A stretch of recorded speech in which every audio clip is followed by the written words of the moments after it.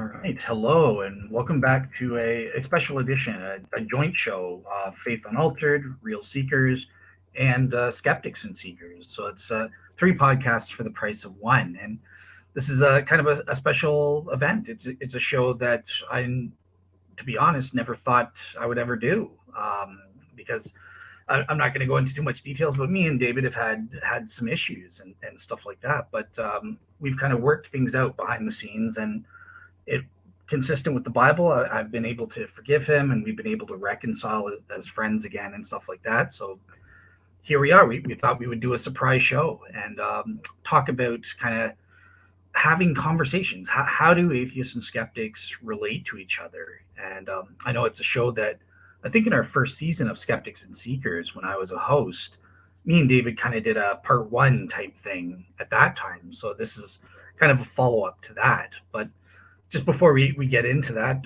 obviously, David, this is also a Skeptics and Seekers show. So yeah, do you have like an intro or anything you want to say? Yeah, but you know what? I'll do it in post. So, how you doing?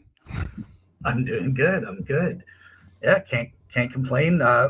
It's been a busy week. I think I've posted up about. This is going to be the fifth podcast this week, which is way too much. But yeah.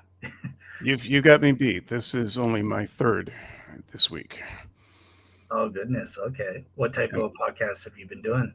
I've done red letters, patreon.com/red letters. If you want to hear all about how an atheist understands Jesus, you can pick up a free book, Red Letters, a closer look at the worst practical and moral teachings in history. I don't know if the title gives away my opinions there. I'm not subtle. You can grab that patreon.com/red letters. So I've done that and an episode of 4S. So if your audience is not familiar with 4S, Skeptics and Seekers Sunday Sermon. And what we do is we pick a sermon and we go through that sermon as if we were sitting in the pew, except you have the control to make the preacher shut up for a minute while you talk about some of what you heard. And so I've got actually four people in the pew with me, one each week. I call them the four, and they are indeed fantastic. So we got Clint, Haycock, Sarah, Matt, and Brian Y as members of the four. And so the latest episode of that is up. So I think that's all of my contractual commercials that I have to give. And even though we're on your show, it's not going to maybe sound like that when it hits my feed. So tell us about your shows you alluded to earlier and where people can find them. Yeah, so I'm the host of Real Seeker Ministries, and I do at least one show every week, this time kind of thing with various guests and stuff like that. Or I do certain solo shows where I go in more depth on a given topic and stuff like that. But yeah, I'm at just Real Seekers on YouTube and or Real Seeker Ministries .wordpress.com for my blog. Cool. Um, so, in case anyone is wondering, I mean, the convention of introducing a show and saying this is 4S or this is, Real Seekers or whatever is something that neither Dale and I cared about. I guess it's a necessity, but it's. I don't really think of this as a 4S show. He doesn't really think of it as one of his shows, and so there's no moderator as so kind of traditional SNS style. No moderator. We have a topic that we want to talk about. Um, I have some shared notes, but those notes are by no means handcuffs for the conversation. Uh, if there are some awkward pauses, it's because it's been a while since we've done this and we're out of practice. So who is leading the discussion, moving it along? Everybody, nobody. I don't know. Let's do this. What are we talking about, Dale? Yeah, so basically today it's all about how can atheists and Christians engage in a meaningful and substantive conversation? What are some of the things that David and I have learned are conducive towards that? What are some things that prevent that or hurt that? Because obviously, like I said, we've had our own issues and stuff like that. So yeah, it's just kind of a sharing some of the lessons that I think we've learned over the years on that front. Um, Yeah, in a sense, it's a little bit like asking the audience to take marriage counseling from divorcees. Um, so, you know, we're probably extremely ill-equipped to talk about this very credibly, and yet the credibility we bring to it is mostly uh, our own perspective of our uh, triumphs and errors and things that we can probably do better. I, for one, don't come at this as some kind of um, expert in conversation. I've never been a conversational expert, um, but I have had lots of opportunities over the years to have many conversations and try to get better. Try to see what works, what doesn't, where I can improve. And so I'll be bringing that to the table. And if experience equals expertise, then I guess we both have some expertise. But just understand that I bring way more humility to the table than expertise.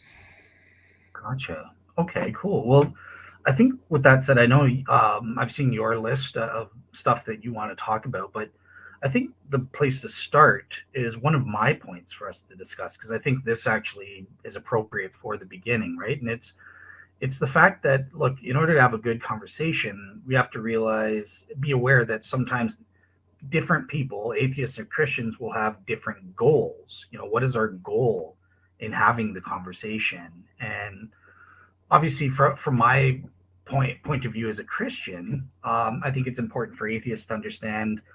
Look, it's not just about having a fun conversation between friends and stuff like that. Although I am this kind of geek, I do love philosophy, so yeah, I probably would engage in the conversation with that. But when I'm doing these podcasts, there's way more importance. I'm hoping to play some kind of role in saving your soul or saving an atheist soul or someone in the audience or something like that. So there is that added dimension, and with that, you do carry some kind of expectation or at least hope that the other person will be seriously engaging and considering what you're saying. Yeah, so expectational debt is a thing that I have in my notes, sort of, but maybe not directly. So you can almost be certain that the Christian and the skeptic in a conversation like this does not have the same goals. Uh, the Christian always has in the back of their mind, usually has in the back of their mind, some type of evangelistic effort. And by and large, skeptics don't give a shit.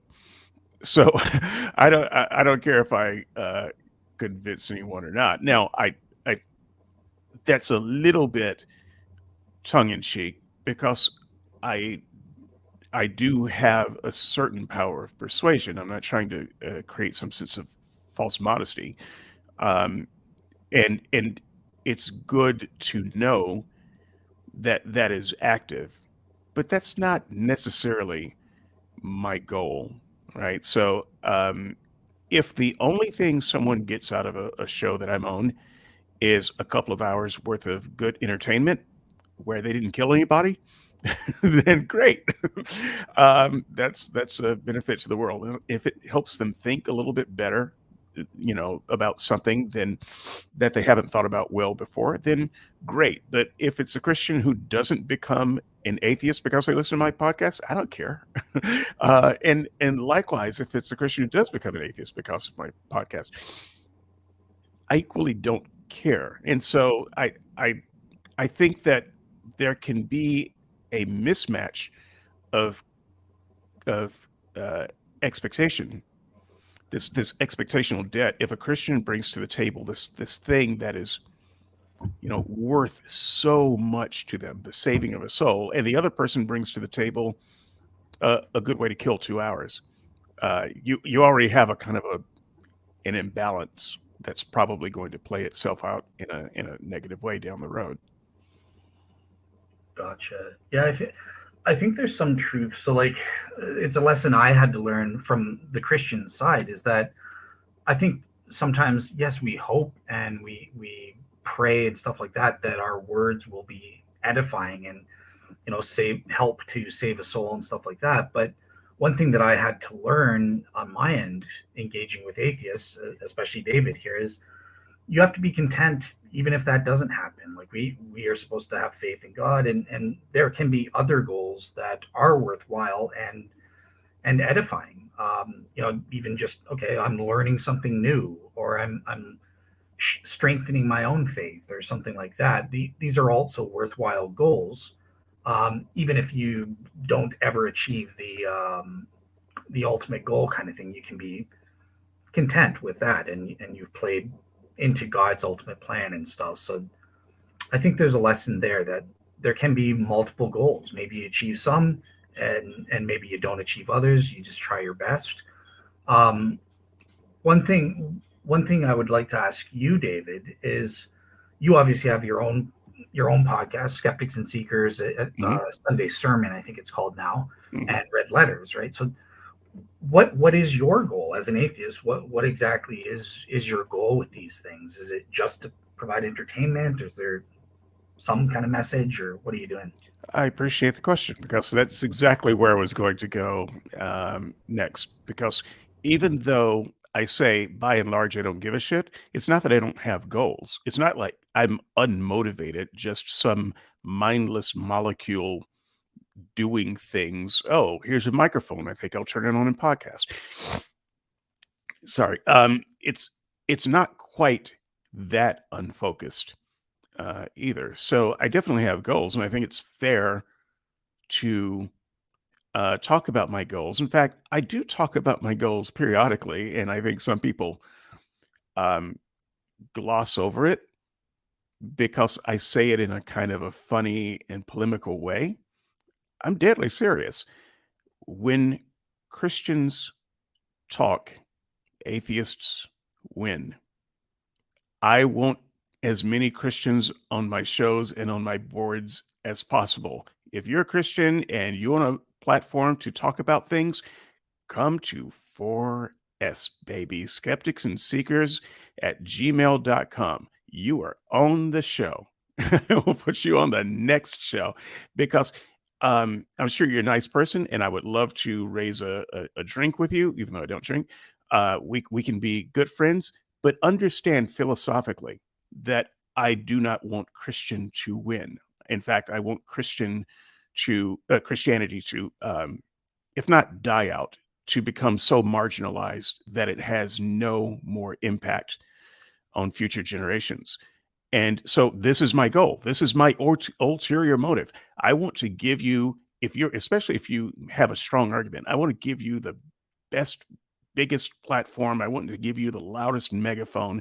I want you to make your best case because the Christian's best case creates atheists, I believe. And now this is a bet that I'm making, and I could be wrong. I could lose the bet. I could give platforms to Christians and it creates more Christians than atheists, right? I'm willing to take that chance because I believe that when Christians talk and really talk about what they really believe and people really get a chance to hear that and evaluate that, it hurts Christianity and helps secularism, and that's what I'm all about. Okay, so that's really interesting. I'm glad that you mentioned that as your goal, because that was something I was going to bring up next. And I think it's important when it comes to goals. There's this interesting question of, in terms of having the conversation with atheists, are there some goals that are not conducive or worth it to engage in, right? So, for example, I would say obviously your goal of Christianity losing is not something that I would want to foster in any way. It's a bad goal from the Christian standpoint. So Right, but you disagree with the premise. You believe that when Christians talk, Christians win. So, in that sense, it's a fair contest that's worth engaging with.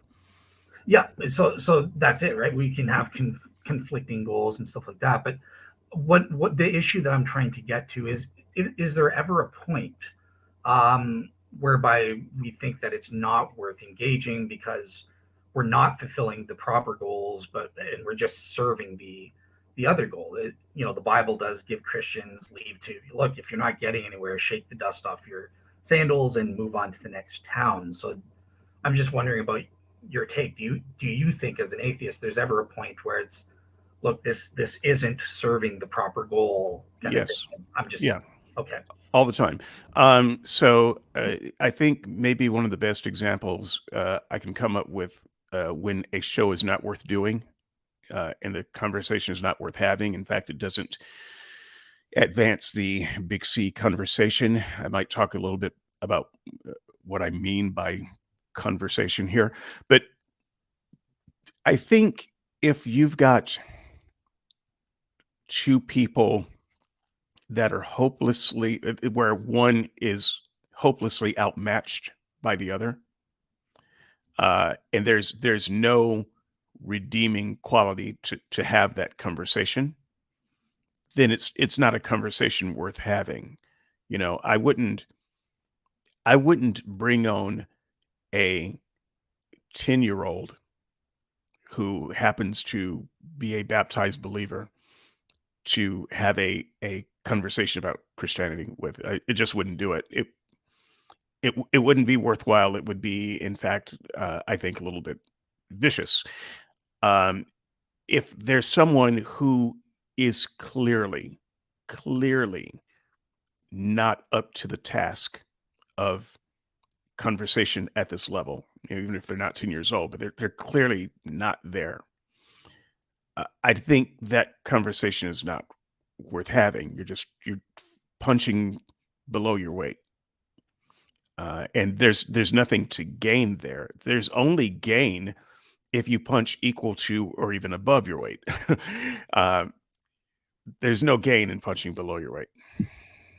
Gotcha. Yeah, no, like I said, I definitely agree. Like it's important to be discerning, right? Like, especially if we're going to be having a conversation and stuff like that, that it should be at least an equal opportunity for it to be mutually beneficial and stuff like that, and consider the other's goals and stuff like that. In the case where we do have contradictory ones, you have to be discerning and okay, maybe we reach the point where okay, this isn't the proper place or something like that, or maybe it's time for a different type of conversation or something like Mhm. that. Change your strategy. Don't What's the saying, David?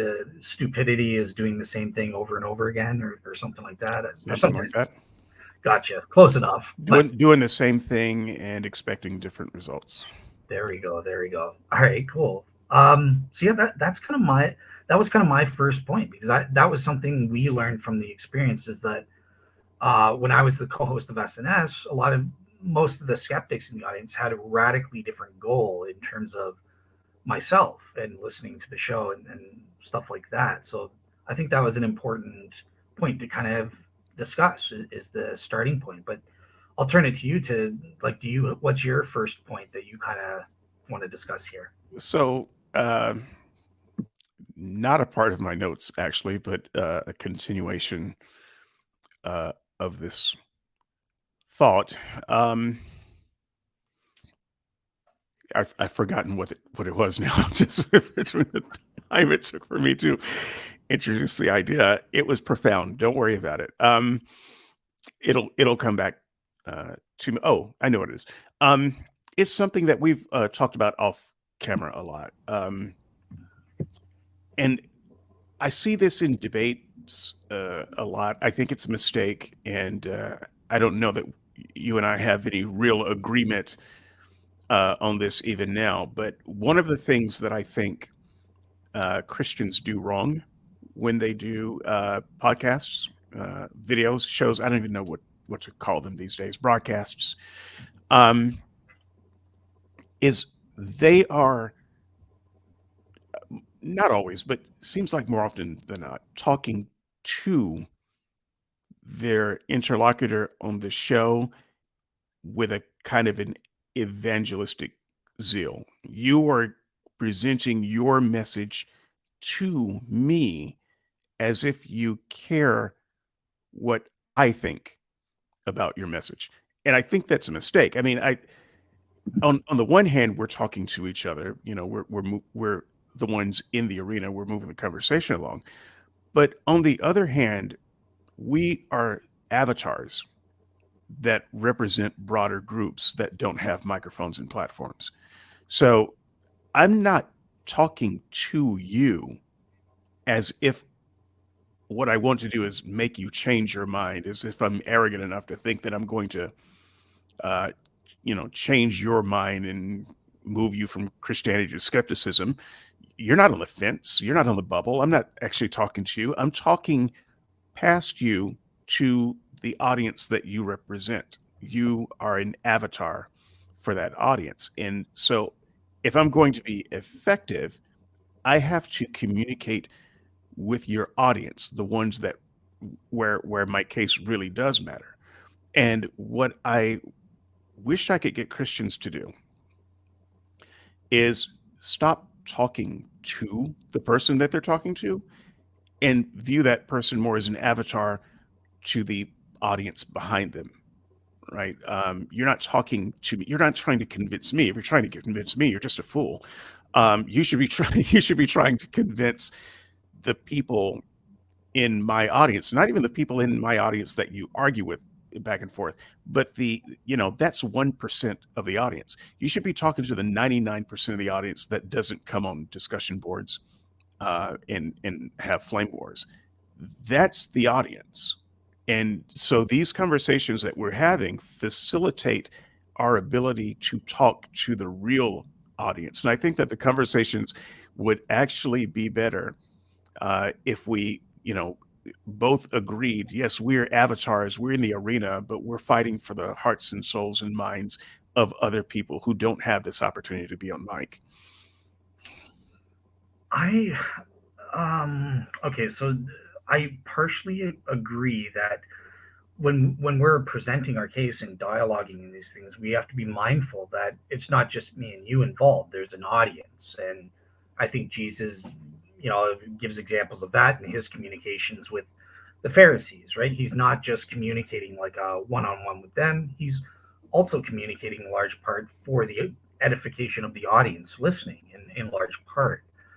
However, I disagree with you fundamentally that, oh well, we should just see each other as avatars and have this kind of, it feels like insincere conversation with each other, where we're supposed to be engaging with each other's points, but really we're just, all we care about is, talking to those people out there. I think that at least initially, and I always try this, I was kind of proud of the fact when I was on Pine Creek Doug's show, one of the complaints that the atheists were giving is, or no, it wasn't Pine Creek Doug, it was might have been Robert Stanley or some other atheist or something. Mhm. Oh no, it was T Jump, and they were saying, complaining about what you were, because I was trying to deal with, where is T Jump? Let me see if I can persuade him and deal with where he's at, and try to persuade him with reason and get him to change his mind. I think at least when we're starting out, we shouldn't assume the other party, oh, they're entrenched, they're hard hearted, they've got their opinions and I can't change it. I think we should try to change it, at least initially. And through that does speak to the audience, because they see a real conversation, a real attempt. So Yeah, maybe the first time, but honestly, we're show hosts. We do shows, right? We allow people a window into a broader conversation, and we have to have a broader conversation and not just a conversation that suits the the two people on the mic. So yes, it's a delicate balance. I know it sounds cold hearted when I say things like, yeah, we're avatars and the real people we're talking to are not on the mic. But it's a balance, because we have to have the conversation. The conversation does have to be real. We have to be able to listen to one another. We have to bounce off of the other's ideas. We have to be able to interact, still man, do all kinds of things where we are acknowledging each other. It's just that the ultimate goal, the ultimate audience is the camera. That's why we have a camera on. That's why we have a microphone on. It's not for, I don't have my camera on for you to see me. I have my camera on for them to see me. I have my microphone on for them to hear my arguments. And you are the that which facilitates me getting that out there. Now, I can make my arguments as a soloist. I do. Red Letters is a solo show. 4S is not a solo show. And debates are not solo shows. And so you are definitely a part of how my argument gets shaped and how it goes out there. But my argument is not mostly for you. Uh, it's for the people behind you. We're just the fools on stage. Yeah. Okay. Well, And it's you and I talk all the time. We don't need to do this podcast to talk. If you really were interested in saving my soul, you can call me any day of the week and spend 4 hours making your best effort. Right? So if really the only purpose you're talking to me is to save my soul, I would say that you're going about it wrong.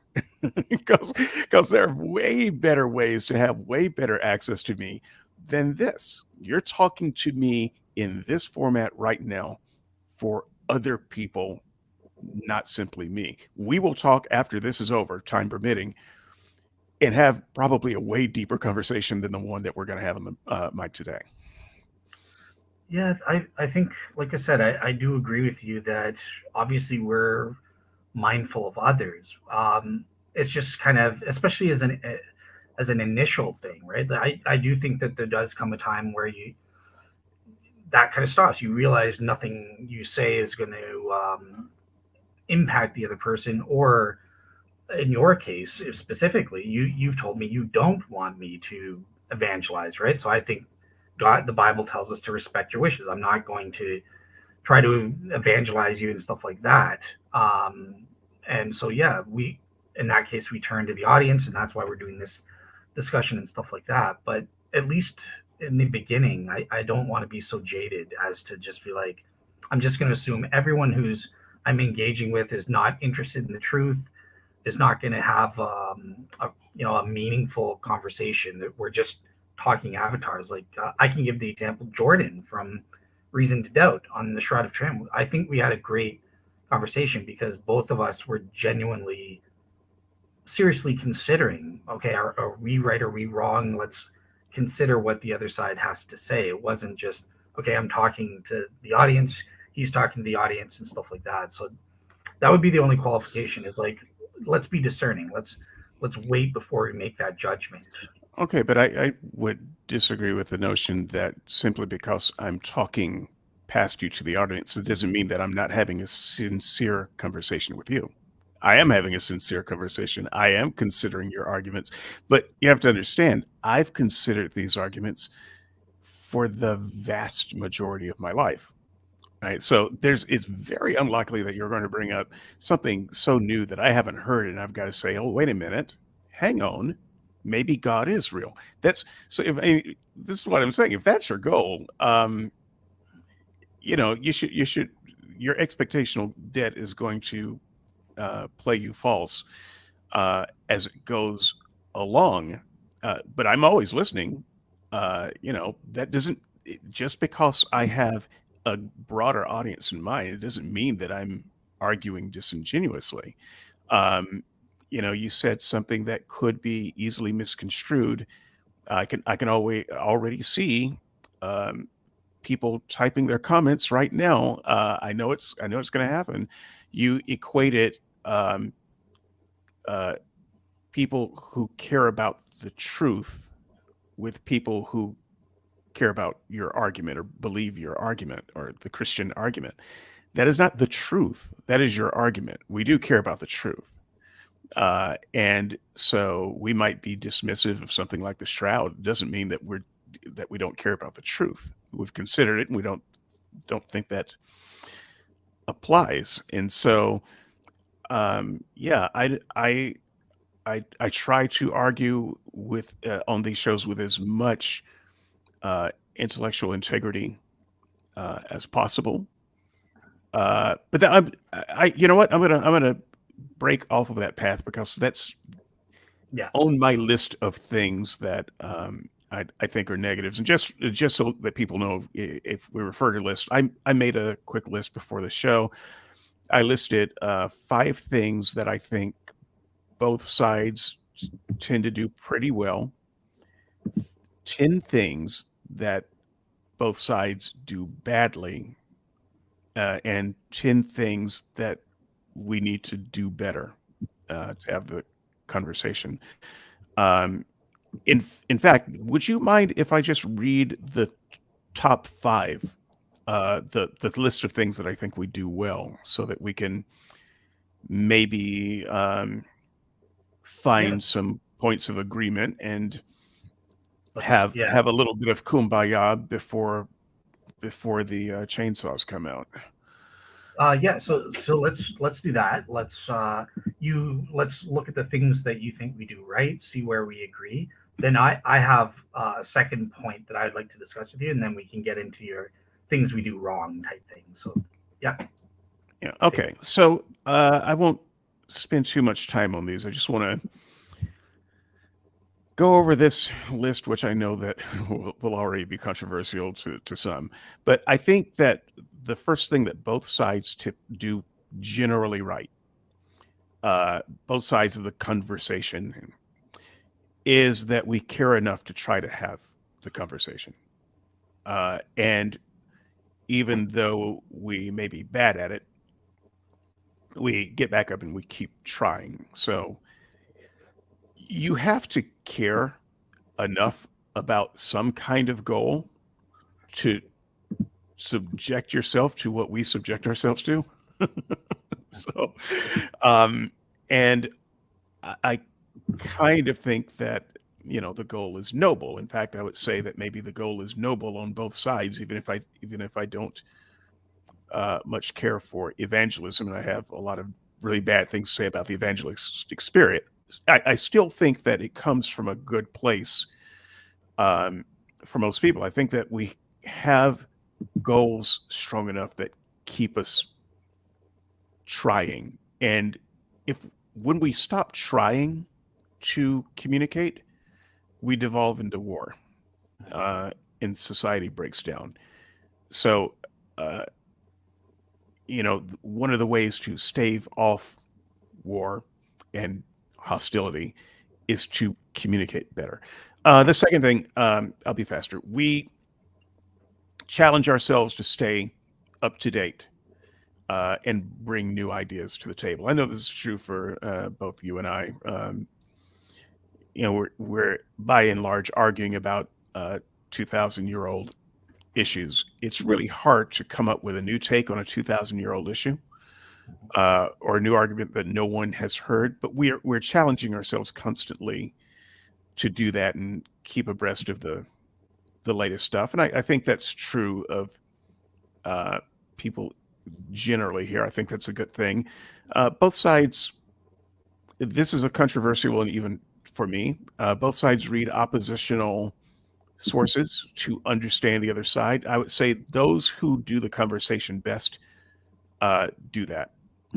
I do that all the time. I think that you do that. I think I so I'll just again kind of stave off the comments that I know are coming. I actually honestly do believe, and I've said this many times, that skeptics do a better job at reading uh, oppositional things than Christians because we don't really have anything in our worldview or ideology to not read information, even stuff that we disagree with.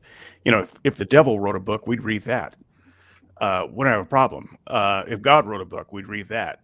And I think that with Christians, there is a more natural built-in hesitancy and worry, almost fear about reading things that might seem either demonic or against their understanding of the Bible. But I think that the people who do the conversation well, and there are many in the conversation that do, read um, opposition sources. By opposition sources, I mean sources that come from the other side or that are do not favor or criticize your own position.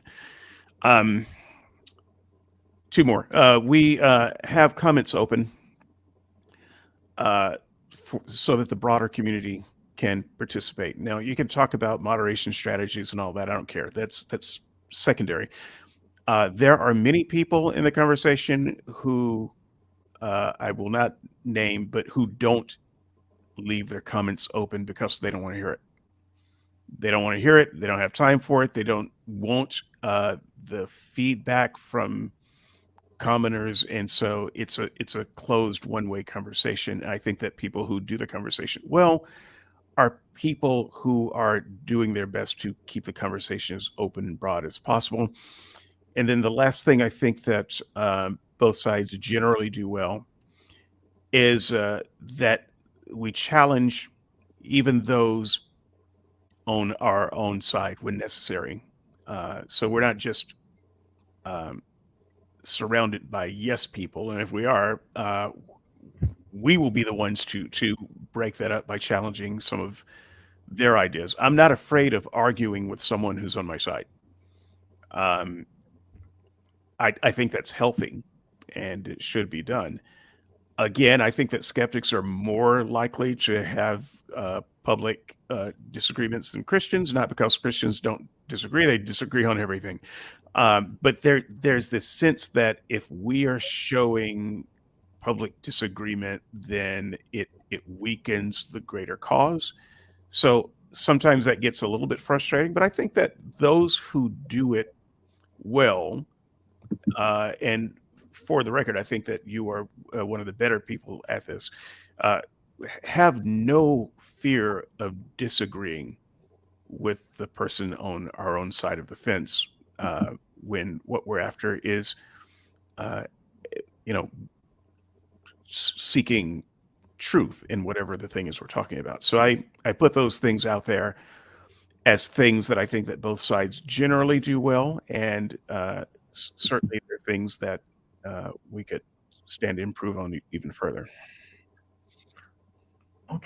Okay. So, yeah, I think in terms of your 5 points here, obviously I agree with the first thing you said, right? That's was my whole point by bringing up the goals. So, obviously, our goals are something that we care about, and the people are things that we care about. People are image bearers of gods. They're not a means to an ends. They are an ends themselves. So, yeah, I'm commanded to love all my enemies, and that entails that I care about them and their well-being, and that we're always willing to try.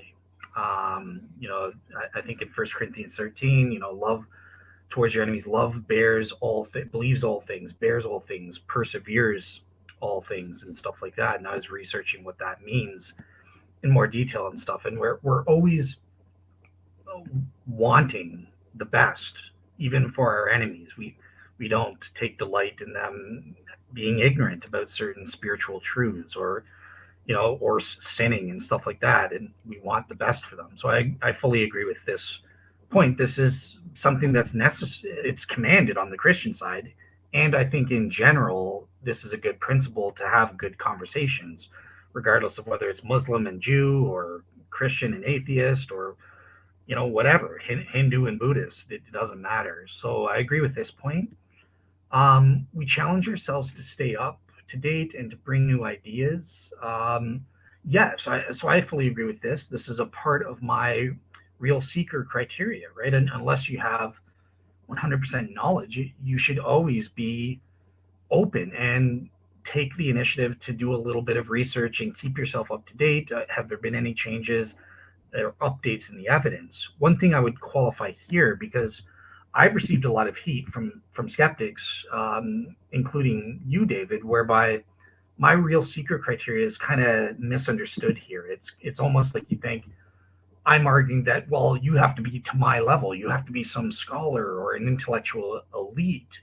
And that's not the case at all. I think, look, people are different. They have different levels of knowledge bases, intelligence, or wisdom and stuff like that. So all we need to do is be willing to do our best. And I think that in terms of the conversation, at least for me, if I see someone is putting in the effort and really trying their best, that's good. Okay, if I'm smarter than that person, then it's on me to help that person because they're doing their best. I'm going to do everything I can to bring them up to my level, or vice versa. If I'm the dumb one, I would hope that someone like William Lane Craig or I'm trying to think of atheist philosopher AC Grayling. I would hope that he would take the time to kind of explain things and stuff like that. So I think that the key here for conversation's sake is that we're doing our best to stay up to date and be open, and that's good enough for there to be a good conversation. What are your thoughts on that qualification? Yeah, I was willing to let that go. Did I But say something wrong or sorry? well, look, it's our ancient squabble about real secret qualifications. You're not in any position to judge whether someone's doing their best. I mean, their best according to whom, according to what. Furthermore, I don't even know that we should put the pressure on people to say, well, you should be doing your absolute best, because I was an athlete. I know what your best is, leave nothing on the table. You should have to be carried off the mat because you've left all of your energy on the field, kind of thing. No, I don't actually think that's the case. We are fully human beings with lots of things going on in our lives, and people only have so much time in a day to research some bit of esoterica before they have to pick their kids up at school and try not to be late from work and deal with the speeding ticket and the court date that they've got to do there. And so, I mean, the idea that I would be able to judge what someone's best effort is, I think is way beyond me, and I think it's beyond anyone else to judge me looking outside and passing that kind of judgment in my life as to whether I was doing my best or even putting up a reasonable effort. So if it's not your best, what is a reasonable effort? Once again, I can't judge that. Okay. Okay. Well, the other thing I want to combine points 3 and 5 because one thing that you said you made an observation about these points. So in the first place, I agree with the points in principle. Yes, of course, these would be helpful. But you kind of said that you have observed that skeptics fulfill these better than Christians, and I'll just be frank. That is the exact opposite of my observations. I do believe that skeptics engage online. Skeptics engage in far more tribalism than I've seen of Christians, at least in my experience of of online comment boards and stuff like that.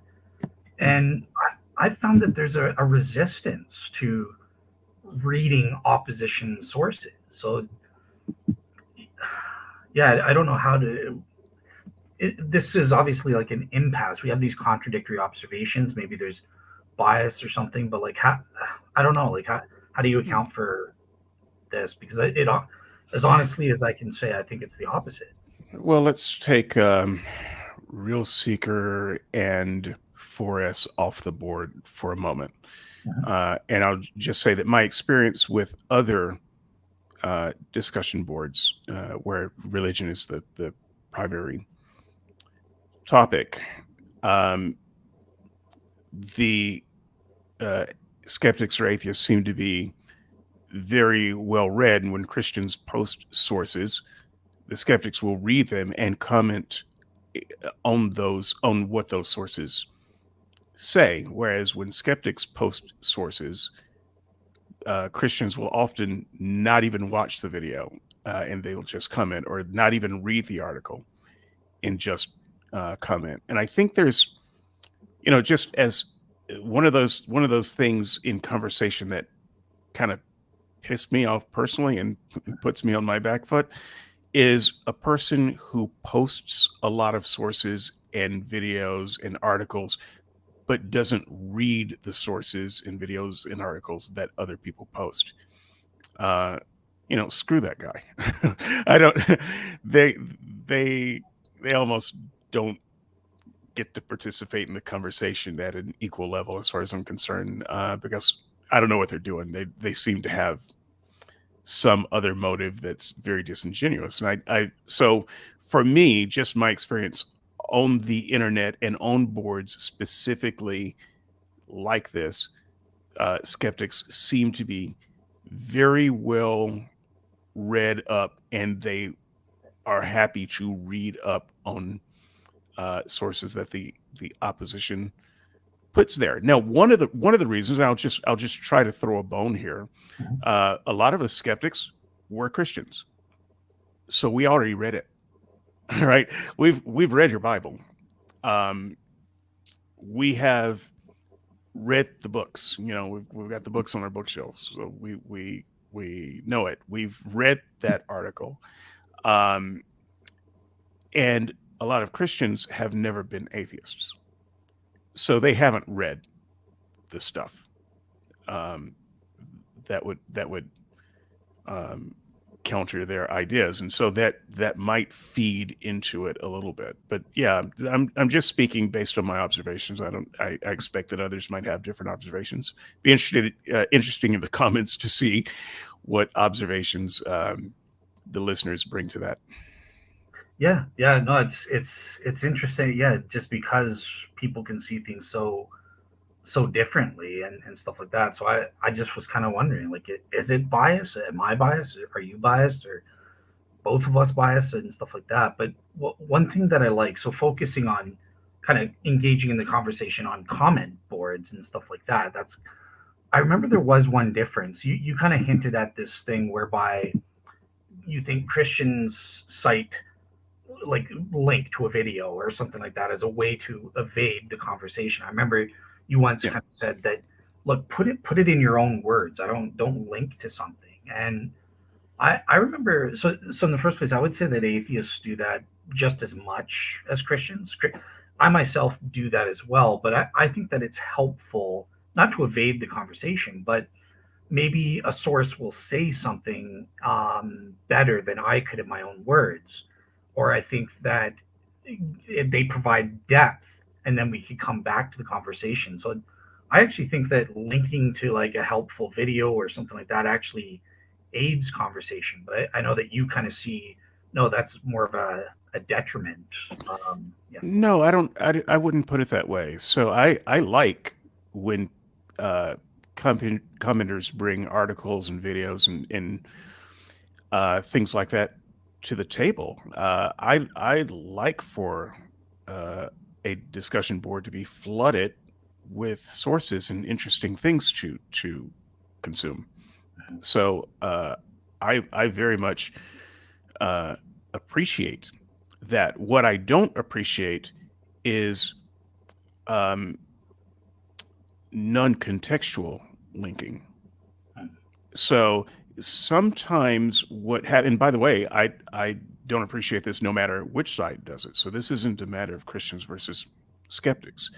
Uh, I probably seen more Christians do it than skeptics, and I would have probably been more likely to comment on them doing it. But there was an example on the Unbelievable board. Sometimes, a Christian would post a link to an article, and I would take the time to read the article, and I would also take the time to make a what I would consider a thoughtful and somewhat lengthy response to that article, only to have the person come back and say, "Oh, well, I wasn't suggesting that I agreed with that part."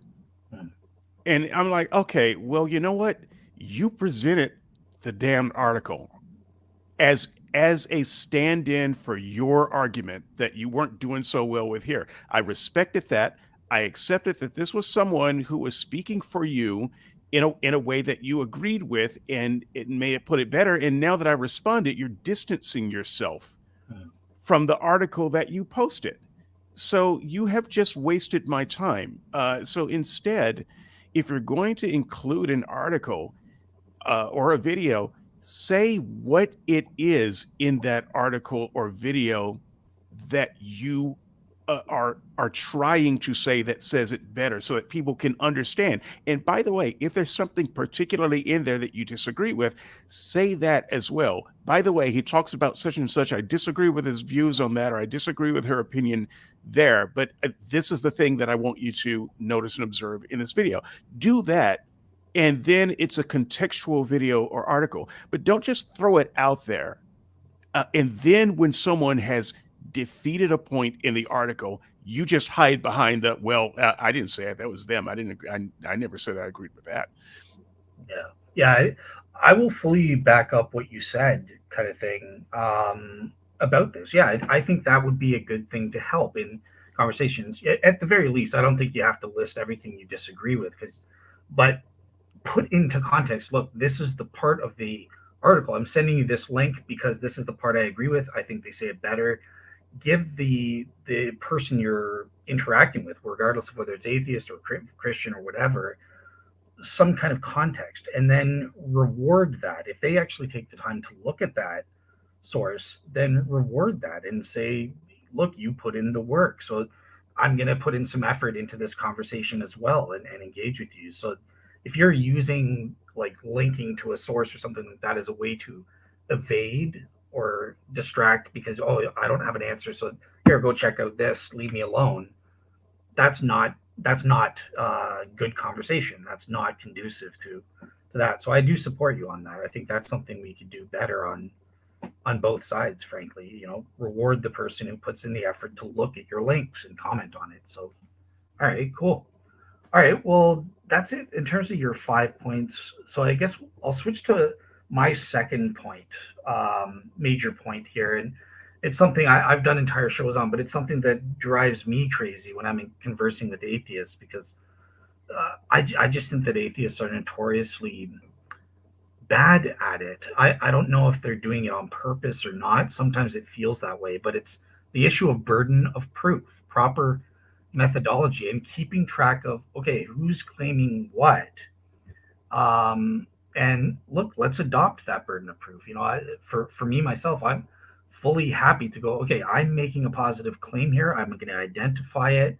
And I bear the burden of proof. So I've got to prove that kind of thing. But when an atheist makes a claim, they have to bear that burden of proof. Don't try to shift it or like, oh, well, wait for him to say something and then make it sound like he's making a claim.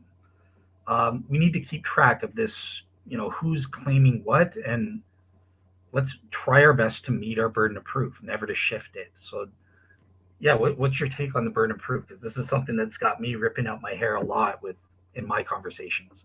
I agree. Sounds good. Sounds good. Yeah. So if you would like some more on that agreement, I will just say I think one of the few things that formal debate gets right, at least most of the time, I think, is understanding the burden of proof and putting it up front. This is a proposition. This is the person making the proposition. Therefore, that person has the burden of proof. This person is countering that proposition, or this person has another proposition. We have two propositions that we're debating. I think it's a little bit clearer in formalized structures who is making a claim and then just who is responding to that claim. And if there's, if your counterclaim is itself a claim, that can be understood up front as well.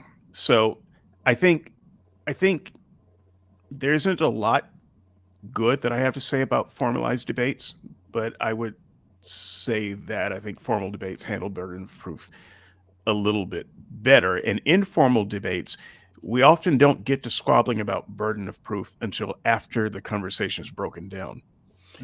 And so it would be very useful if up front, if we know that we're about to engage in a conversation on the board, if you have a claim, just say, I have a claim.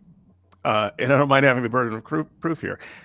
The problem is conversations are organic. So maybe two people start talking about something online, and it's pretty clear who has the burden of proof at that point. But the conversation gets broader, and two more people join, and two more people join. And before you know it, you're making um, responses to other people's claims, and then it's very confusing who has the original claim to be proven. And then it just becomes a no, you have the burden of proof. No, you have the burden of proof. No, you have, and that's not useful. Yeah. Because I do think that not everyone in a conversation has a burden of proof.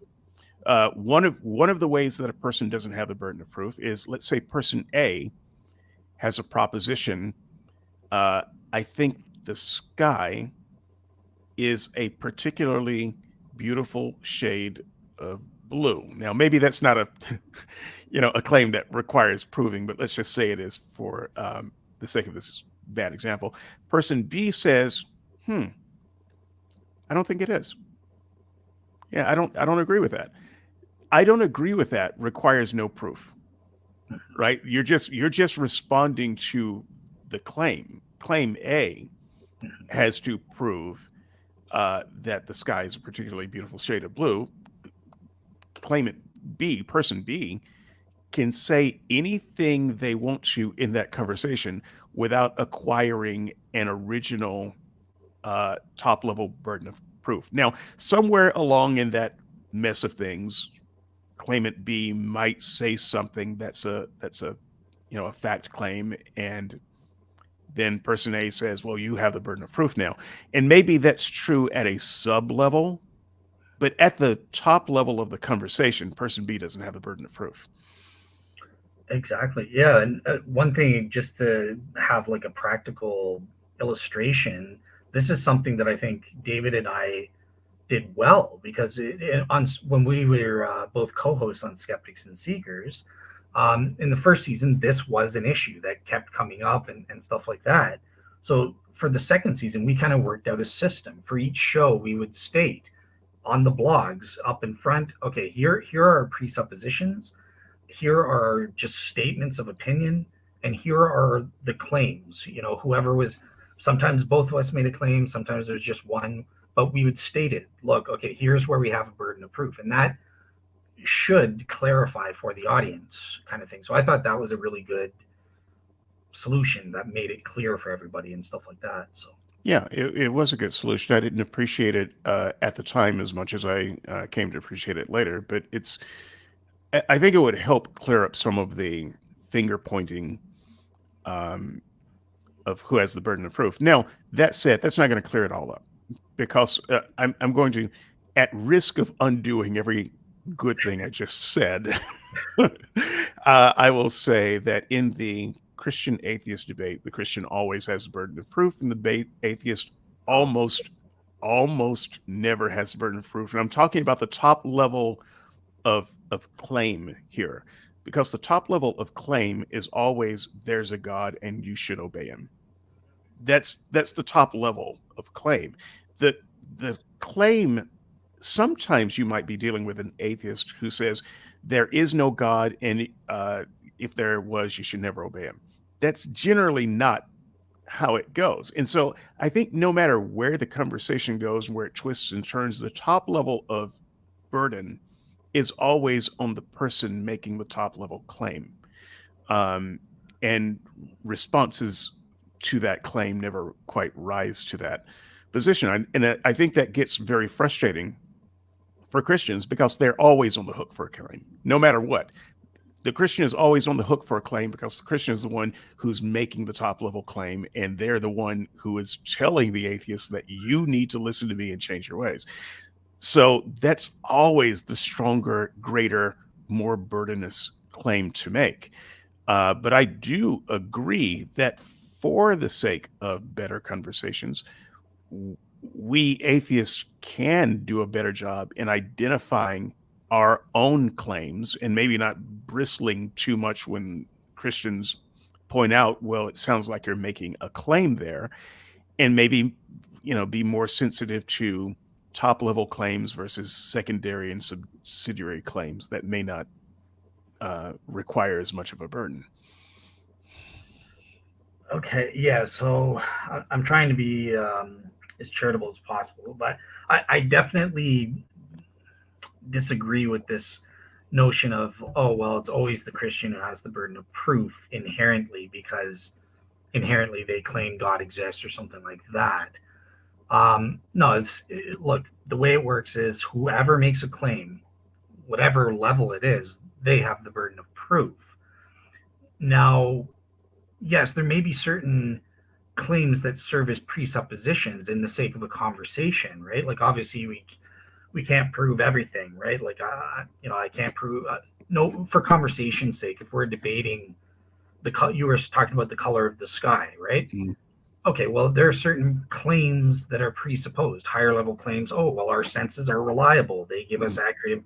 We don't need to debate all of that for the sake of that conversation necessarily, um, kind of thing. Unless that comes up, if that becomes a controversial aspect in the debate itself, then we would have to, okay, well, this is based upon this more foundational claim. Okay, you're claiming this, you have this burden of proof type thing. But in the sake of conversations, we do have to take shortcuts, and stuff like that, whereby there's common agreement and stuff, right? Like it wouldn't make sense. Like, okay, well, we're debating the color of the sky, but for you to say it's this shade of blue, I have to first prove that our senses are reliable and how our eyeballs work and stuff like that. Look, we already agree on that, so we can take that for granted and just start the debate here, kind of thing, right? It's Yeah, I think that's a valid point, and I think that conversation could go in a way where both sides would need to make a claim. That both sides are making a top level claim, in fact. So, top level claim: this is the most beautiful shade of blue. A an equally top level rebuttal claim would be, I don't believe our senses are capable of making that kind of distinction. Now, suddenly, both of these are top level claims, because even if I can prove that that is not the most beautiful shade of blue, I still have to prove that our senses are incapable of making that kind of distinction. And so we have we both equally have claims in that argument that have to be addressed. Um, so sometimes the conversation is structured where both sides have top level claims that have to be addressed. and I just think, generically speaking, there is a top level claim already out there that starts the discussion in the first place. Because without that claim, there's no conversation. Yeah, I think that that's obviously true. I take a foundationalist perspective, so yeah, our beliefs are based on foundational ones until we get to basic ones and stuff like that. And all these things we need to be warranted in believing it. If we're saying we believe it's probably true or something like that. So like, yeah, for the sake of conversation, let's say me and you, we've already got this foundational belief that our senses are reliable. I don't need to, for the sake of conversation, I don't need to prove that our senses are reliable. You've already given that to me. It's just a debate about it's the shade of blue or not. But if a third person comes in and they don't even have to make a contrary claim, if they just say, well, I don't, how do you prove that your senses are reliable? If they, maybe there's this defeater or something like that, how do you respond to that? Then it would be on us to establish that claim for that third person because they don't accept that claim. We can't take that shortcut and assume. So that's how I would kind of see it working in terms of the burden of proof. Agreed. And I think we have to be willing to accept the other's claim position. This is hard. And again, I think it's harder for the Christian than the atheist, maybe a little unfairly so, because, as I said, I think the Christian is almost always in the position of making the top level claim.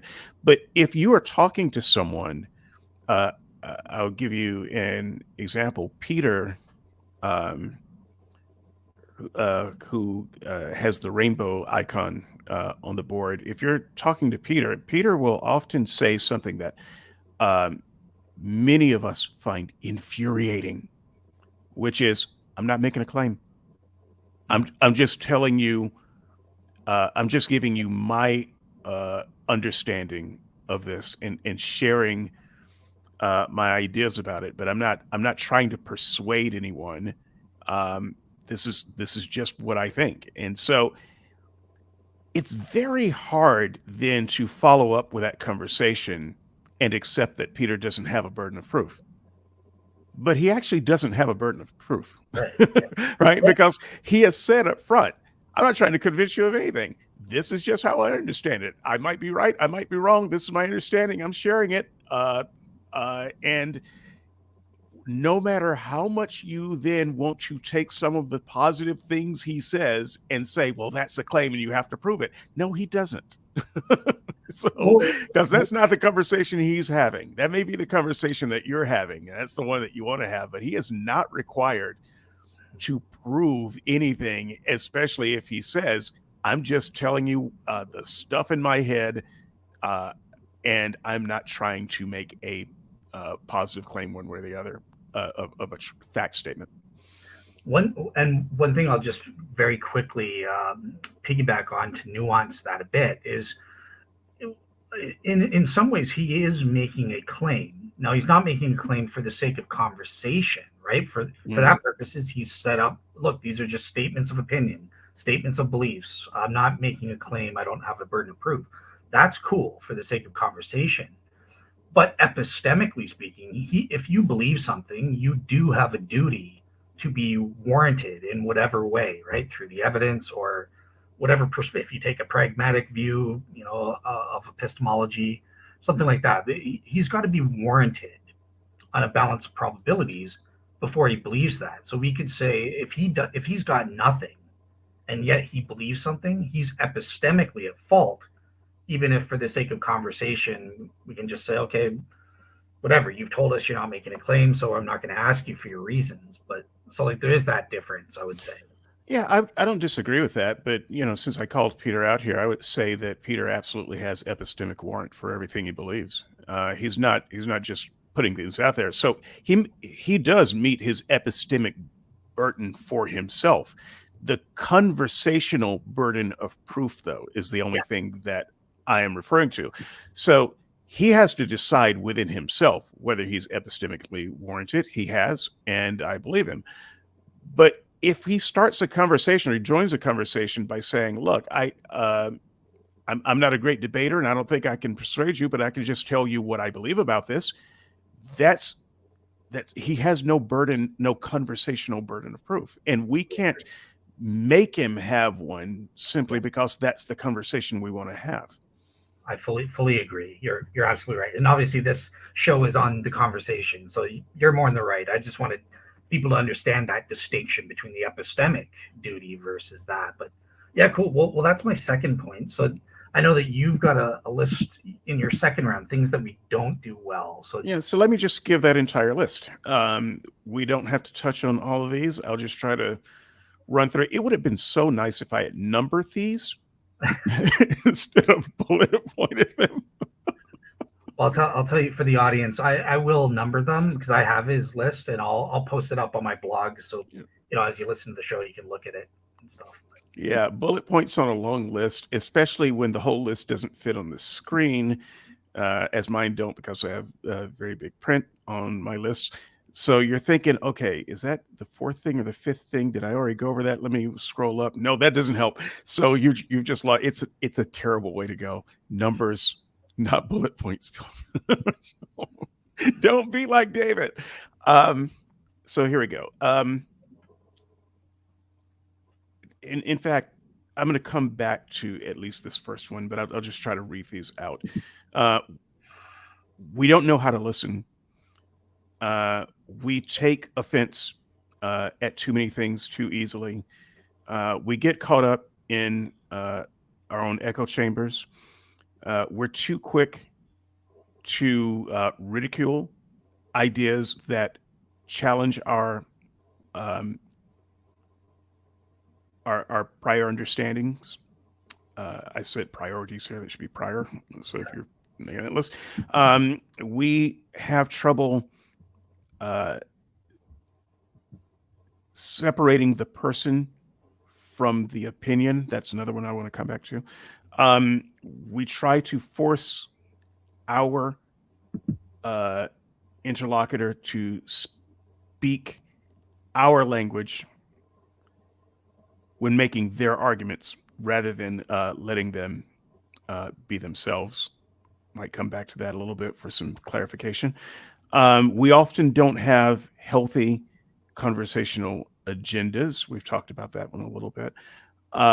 We fail to get and give definitional clarity and therefore end up speaking past one another. We're not comfortable admitting ignorance, and we care more about winning than learning. So this is a generic list, and rather than just go back and touch on the two or three that I think really need more clarification, let me just ask you, what would you like me to touch on in this list? Okay. So things that do wrong in general, we don't know how to listen. Yeah, I think that is a problem in a lot of conversations. Um, you take offense at too many things too easily. Okay, well, yeah. What's your take on taking offense at too many things too easily? Yeah. Yeah, so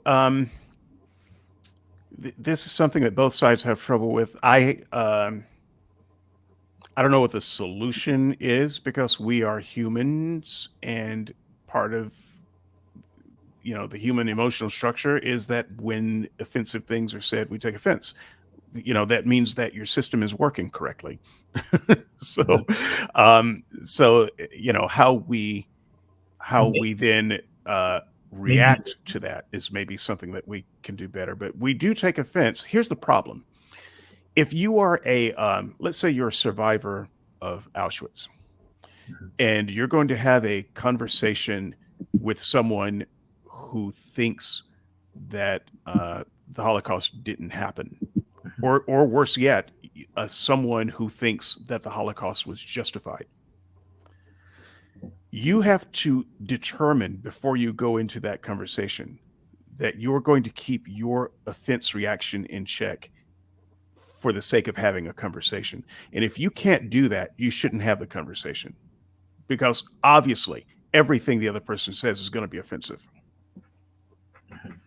And I think in the conversation with Christians and atheists, there's so much that the other obviously says and feels that's going to be offensive. I think your God is a goddamn asshole who should burn in the hell that he created. That's what I think. And what you hear is me saying your wife is ugly. There's no way for you not to hear that. I understand that. But you have to determine not to take offense to that any more than I have to determine not to take offense to the fact that you think that I am some kind of sinner worthy of eternal damnation. We know these positions going in. And so if we're going to have a conversation, we have to figure out beforehand how not to take offense to some of the basic premises of the conversation itself. So I partially agree here in terms of, yeah, people on both sides are get way too offended by things that they shouldn't, kind of thing. And obviously we have specific examples, but when you're, I think I agree with what David's saying is when you're engaging with a conversation, you know that you're engaging with an interlocutor who has sincere beliefs that you may find objectionable and offensive, but you are choosing to be engaged in the conversation. So you have to check yourself, right? Just I'm choosing to engage in a conversation with David right now, and okay, he brings up an example about the morality of God, right? Well, if I'm choosing to put myself in that conversation for whatever goal I have to understand he's going to be saying stuff that I don't like about God. He's going to be judging God and saying, "Well, I find this to be immoral," and stuff like that. You need to be okay with that. You need to be able to engage with that and not get offended.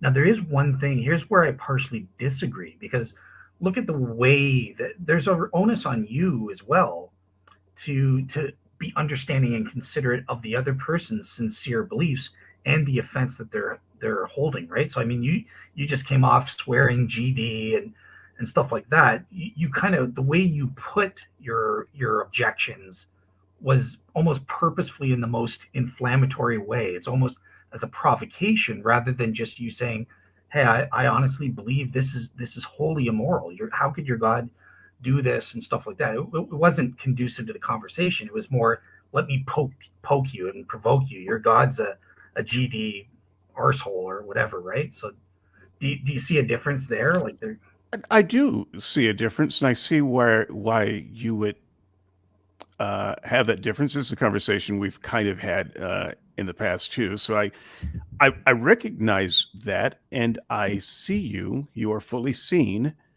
Uh, I just happen to disagree because the thing is, I am a polemicist. Right? This is not new to anybody.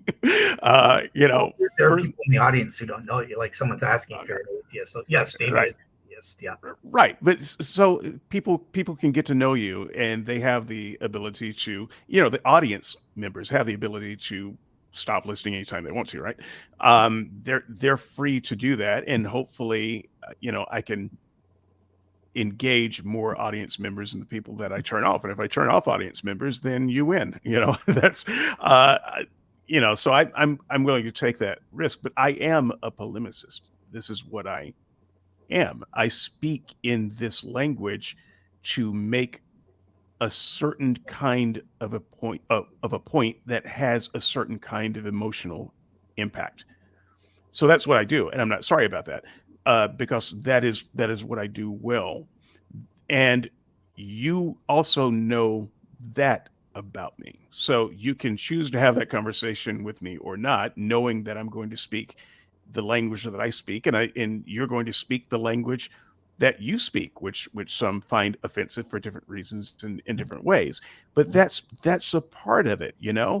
Um, there are plenty of Christians out there who wouldn't have a conversation with me because they don't want to have a conversation with a fiery polemicist who's going to uh, take those kinds of shots, and that's their right. I think they should. I think they would be stronger. I think they could make better cases if they could learn how to talk to people like me. Because guess what? I represent a huge chunk of the audience. So the people that are listening to your show, they also think like me. And so if you want to be able to communicate with them, you need to be able to communicate with me. So you're kind of missing a trick there. It's a little bit like, let's say there's a person with a particular kind of communication impairment, and the only way they can communicate is by cartoons and caricatures. They draw quickly, and so that's the language that they speak. And so they're going to have a Muslim apologist is going to sit down and have a conversation with them about Allah. That person is going to draw caricatures of Allah, and then they're going to get immediately beheaded. So you can't say you can't draw caricatures of Allah to someone who speaks in caricatures. Well, let me follow up with this because this is related, and this is an issue I've had in my interactions with some atheists and stuff, right? So you mentioned there's this trouble that people have separating the person from the opinion, Yes. and I think what you mean by that is, look, you guys will give these polemical attacks against Christians' beliefs. Oh, that's the stupidest. You believe in hell. Oh, that's the most immoral, stupidest idea I've ever heard. And a lot of times, I myself will take this is an insult. This is you saying I'm immoral, I'm stupid, and stuff like that because Yep. I don't separate the if a belief that I believe I'm warranted in holding, I've taken the effort to seriously consider it and come to this opinion, and you say it's stupid. That is you kind of saying I'm stupid because I'm holding these stupid beliefs and stuff. So why do you think we should separate it, or are there times where it's appropriate not to separate it? Like there are these implications, right? So believe it or not, I wasn't even thinking about that direction. Okay. Okay. So I think that's a good one. So hold that so we can address it. But what I was thinking about was when we hear someone state an opinion, and I'm just going to go all the way there because there's no need of dancing around. Everybody knows who we are. With the Abraham test, you often get a bad rap for saying that you would kill your kid for Christ. This is shorthand. This is a longer conversation. So if anyone's new to this, uh, talk to Dale in the comments. Um, but with something like that, what the skeptic hears is Dale is a bad person. Um, Dale is psychopathic because he would kill for Jesus. Um, right. And what we skeptics have seemingly an almost inability to do is to separate the idea of one should obey God even to the point of doing what many would say is an awful thing. It's separating that idea from Dale is an awful person. Uh, and I'm as guilty of that as anybody, which is why it's on the list. But I really do think that we should be able to discuss the Abraham test and the implications of the Abraham test and any other biblical issue that touches on theology, because we're theology and counter theologists podcasts. We need to be able to talk to people who have those ideas without immediately seeing those people as bad people. Good people can have bad ideas. We all have bad ideas about things. And as we go through life, our ideas change. And sometimes they get really bad. And then over time, we realize, no, that's bad. We'll change that for the better. That does not speak to whether we are a good person or a bad person. And I hope that as a person, I am not judged by the worst idea I hold at any given moment. And so we need to be able to um, separate the idea from the person. Now, one other thing to go with this, I have one or two friends that I have conversations with, and we can have conversations about things that we would never say on air. Andrew and I talk about things we don't talk about on air, and we try out certain ideas with each other, things that have been detritus that's been sitting in our heads, in our psyches for 20 years or so. And because we are friends, because we have a relationship that goes beyond our ideology, when someone coughs up a bad idea, we can criticize that idea without confusing in our heads that this is suddenly a bad person because they have this thing that we consider a bad idea. When it's someone we don't know, though, and we don't have that prior relationship with, like people on the internet, the only thing we know about them is their ideas. And so we associate their idea with them as a person, and we don't separate that out the same way that we do with people that we have close personal relationships with. So that's what I'm talking about there. Just a very quick follow up, and then I'll give my last thing that I wanted to ask you about on your list before turning it to you to speak on the aspects you want to focus on. But okay, so you kind of mentioned part there or whatever, but one thing I wanted to ask about is, do you see a distinction about the nature of the stupid idea itself, right? So I have noticed that if somebody calls my idea stupid about some random thing, like, oh, I don't know, I think that blue pens are the best or something like that, that's we can kind of separate the idea easier than when something is core to my, when you say my religious beliefs or my atheism is stupid, that's more core to the person. Do you think maybe the nature of the idea plays a role in why it's hard to separate in these debates? Or Yeah, I think it plays a role in why it's hard to separate, but I don't think it plays a role in the belief that we need to separate them all the same. So the challenge is hard, but this is why a lot of conversations break down, because if you're entering a conversation and you're going to take offense to um, my challenge of the belief in God, then we start the conversation with offense, because I'm going to challenge that, right? So we have to learn to separate our own ideas from our own selves.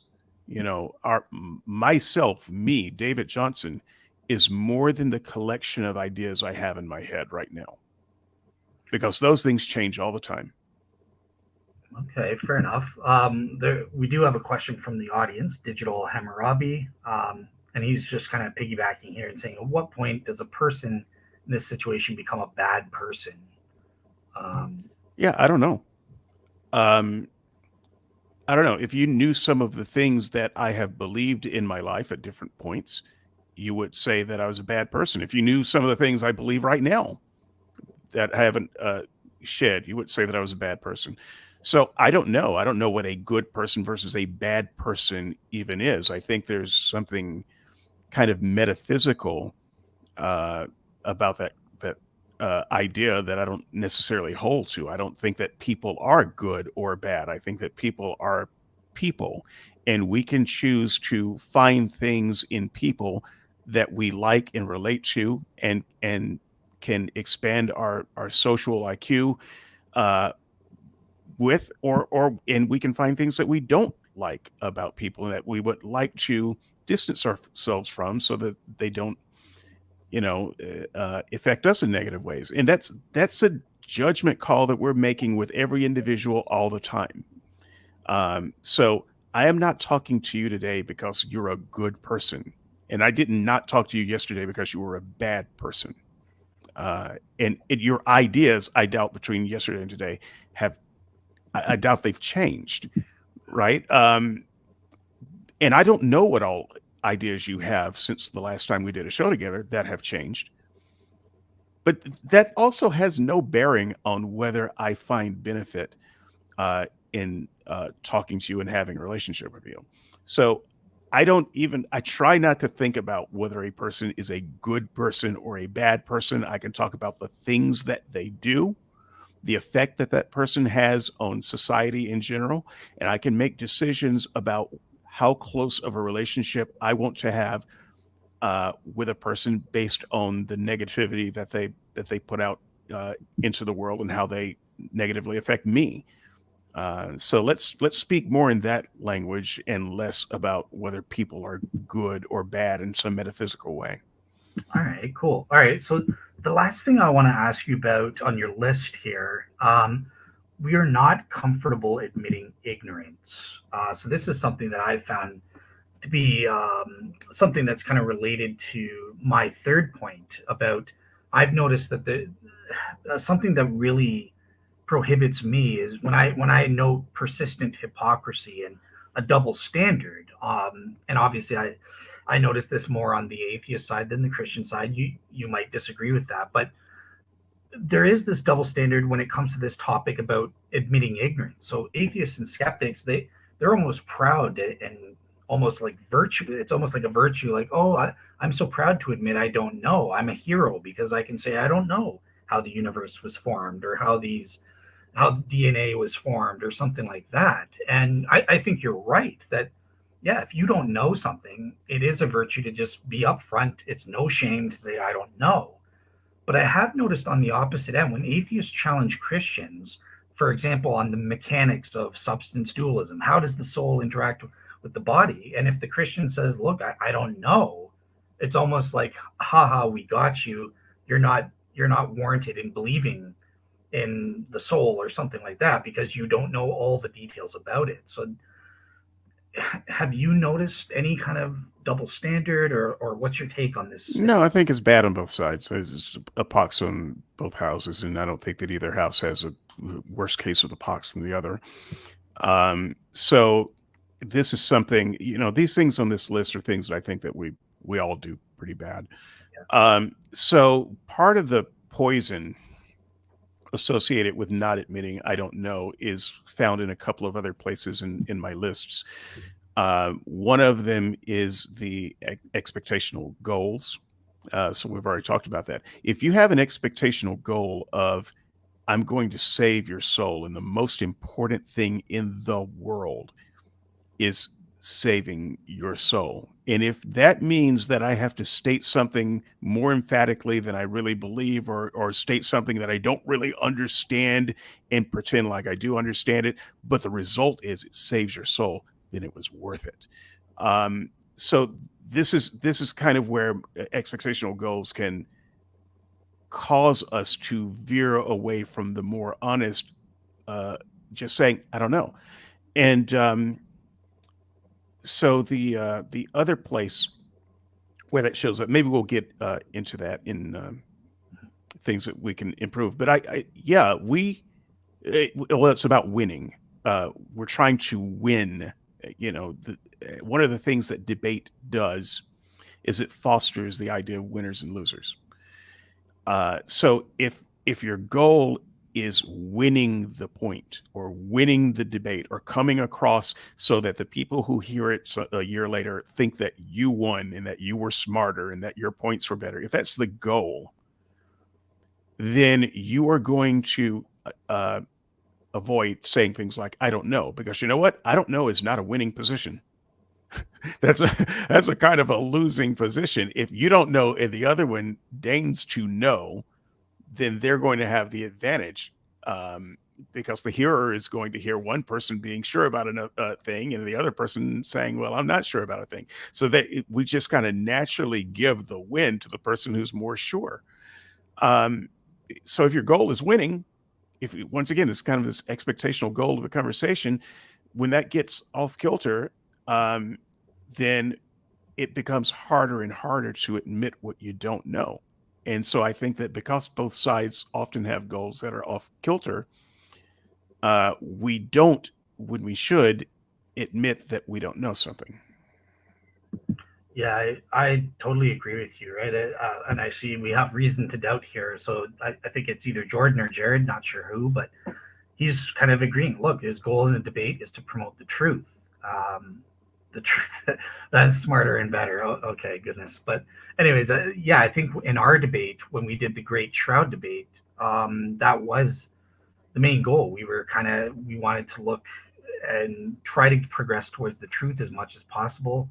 It wasn't about just winning at all costs, and that's really what it's got to be about. And if you don't know something, just say you don't know. There's no shame in that on either side and stuff like that. Okay, so it was Jordan, and he was just joking there. But all right, cool. Well, so that's it in terms of your list. My third and final. Hang on. I do want to touch on one or two, but I know this is going long, but there are one or two things in this list that I just wanted clarification. I hope that you would have asked about those. So the first one, I could be really quick. It's not that we don't listen; it's that we don't know how to listen. I worded that very intentionally, and I don't mind saying I don't know how to listen. I don't even know what the goal of listening is half the time, because I'm not just having a conversation with you privately. We're doing a show. And there's no moderator, no host here, but if I were doing a show and I had to moderate it or quote unquote host it, I can't afford to listen maybe the same way I would if I were just having a private conversation, because I've got to be entertaining, and B, I've got to kill as much dead space as possible, because that's death on a show. And I am constantly looking at my notes. And so I'm not listening as much to the other person as maybe I should. And I'm not even sure that I should listen in that way when I'm hosting a show, because I have a responsibility to present. When you're a presenter, your responsibility is to present clearly to the audience what you were trying to say. And in a debate, yeah, the other person has to talk too, but you only have so much time.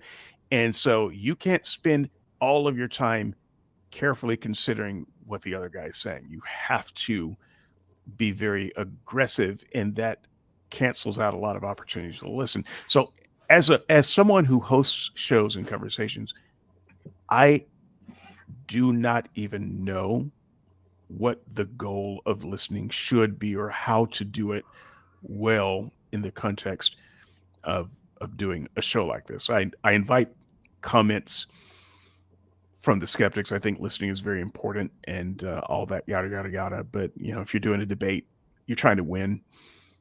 You're not necessarily trying to do the highest quality of listening. Yeah, so sorry I wasn't listening really, but Yeah, no, I understand that. I stopped listening myself after.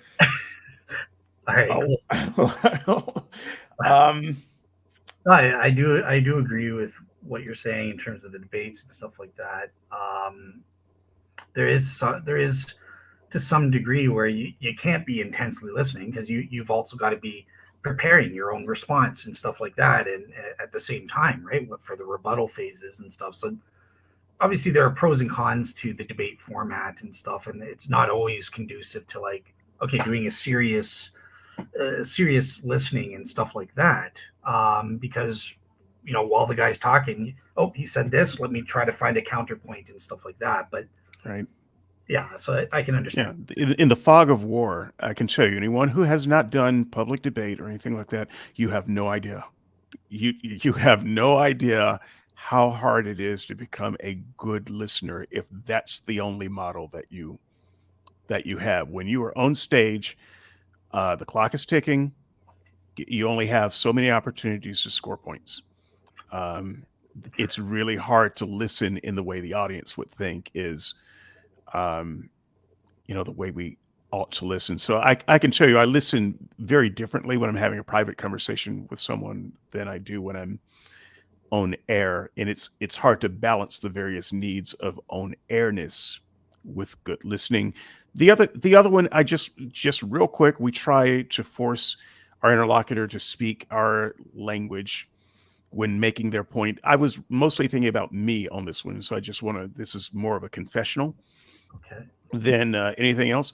When I am having a conversation with a Christian, I will often cut off their major approaches and kneecap them from the start. And I recognize this. What they want to do is make an evangelistic appeal. If I say up front, well, you can't make an evangelistic appeal. You have to make your case in a way that's not an evangelistic appeal. That's unfair because what they have to say is in the form of an evangelistic appeal. Another thing that might be an example is if what a Christian is arguing is something very spiritual or even mystical or biblical, it's to demand that they can only talk about their point in terms of the secular and scientific. Okay, Christians often try to do that, and they sound silly when they do it. But the reason they sound silly is because you've taken away their natural language. They're trying their best to say spiritual, mystical things in a secular, scientific way, and they're not equipped to do it. So of course they're going to seem silly, but that's because you've tried to force their message into your language instead of understanding, trying to meet them where they are and allowing them to speak their truth in their own voice. And I think that we have to get better at letting everyone speak their truth in their own voice. I think that is so true. So I'm glad you did mention this because I kind of scanned over that. But this is a major complaint. Like if you go on YouTube and there's all these debates on Discord and Clubhouse and all this stuff. Like if you watch Tom Rabbit or Jack Angstreich and stuff, and there's become this kind of interrogation style, right? Like give me yes or no, this question after question after question. It's not a conversation at all. It's just I'm going to ask you these questions. You have to answer this way. We don't give people a chance to kind of like for some people, for me, sometimes it takes a little bit. I need to start up and like, okay, figure out as I talk a little bit, figure out what, okay, here's the point I'm trying to make. I can't give an on the spot, off the cuff, perfect answer, but a lot of conversations online that I'm finding are becoming this interrogation style where it's only a gotcha. I've got these series of questions. You've got to go this way, and I've seen it on both sides. And it's this is just the worst thing I've heard. Like I'm so glad I'm not a part of these apps and stuff. But yeah, like that interrogation, you've got to give me the answer in the way I demand you answer it. And then, okay, fine, I've got you. Now I win. You're an idiot. Get out of here, right? Like that's Yeah, I think that was on display in your show with Pine Creek.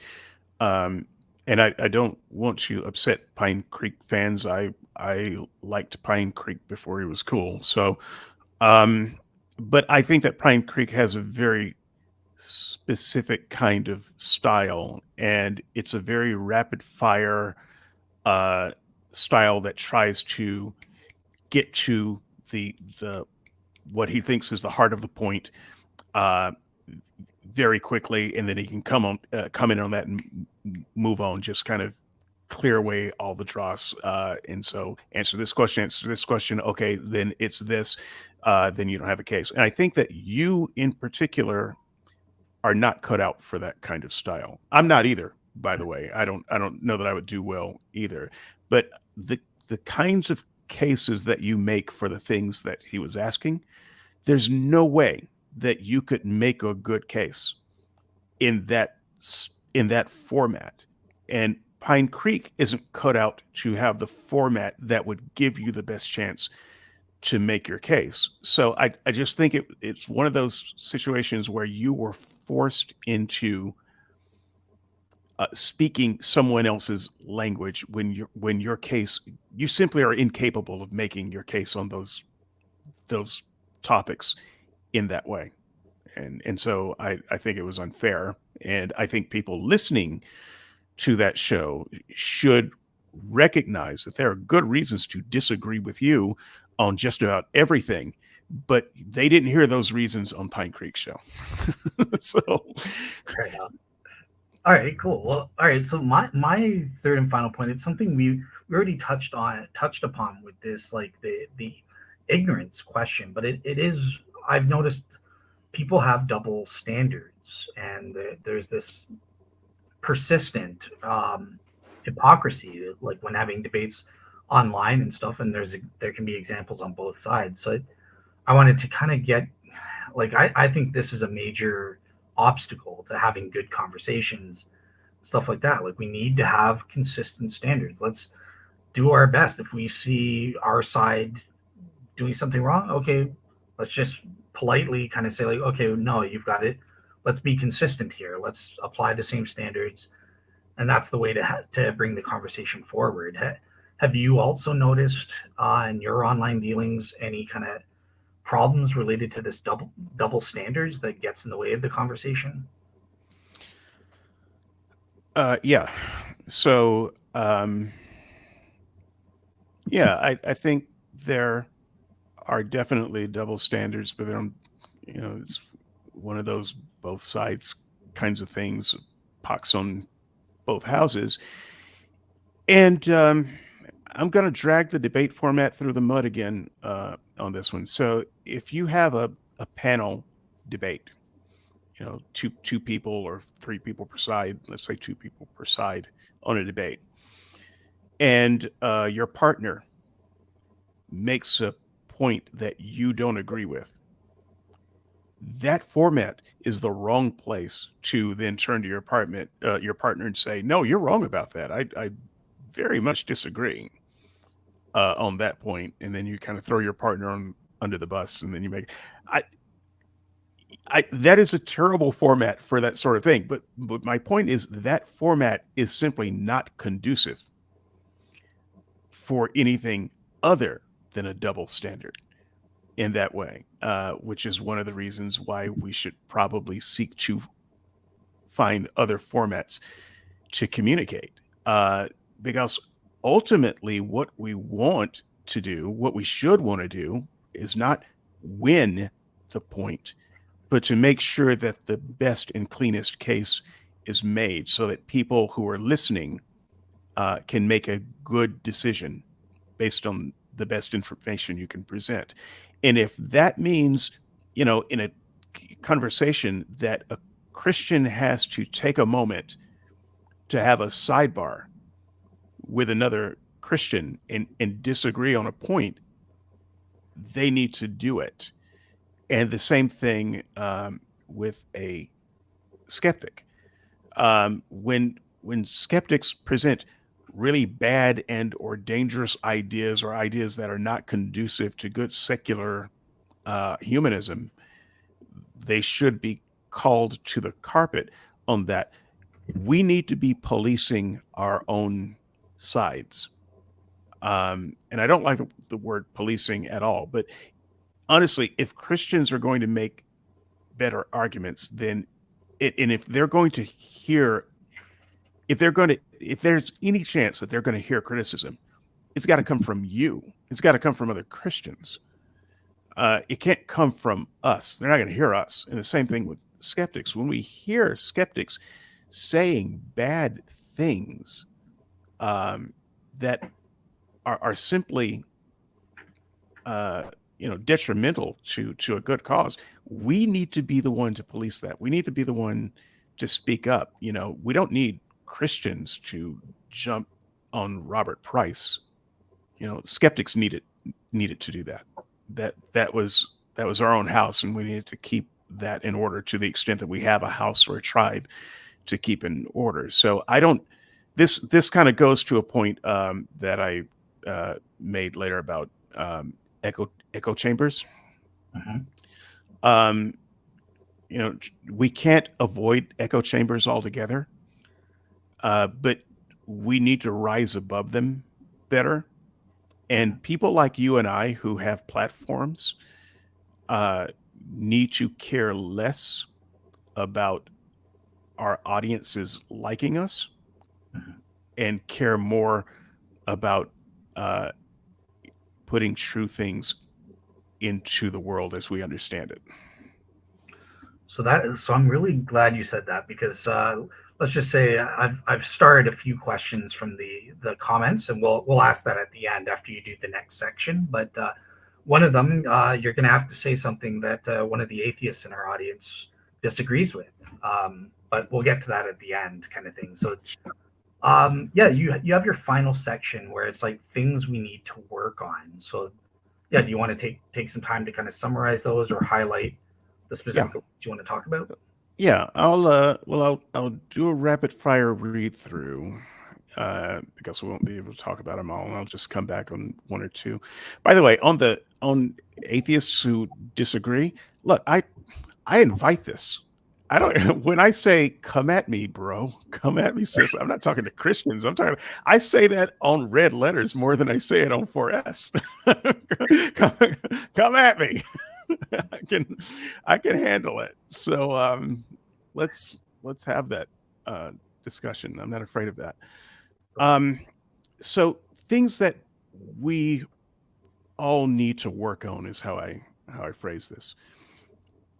Reducing our own talk time and make sure that our talk time is less than the person that we're talking to. Boy, how hard is that, right?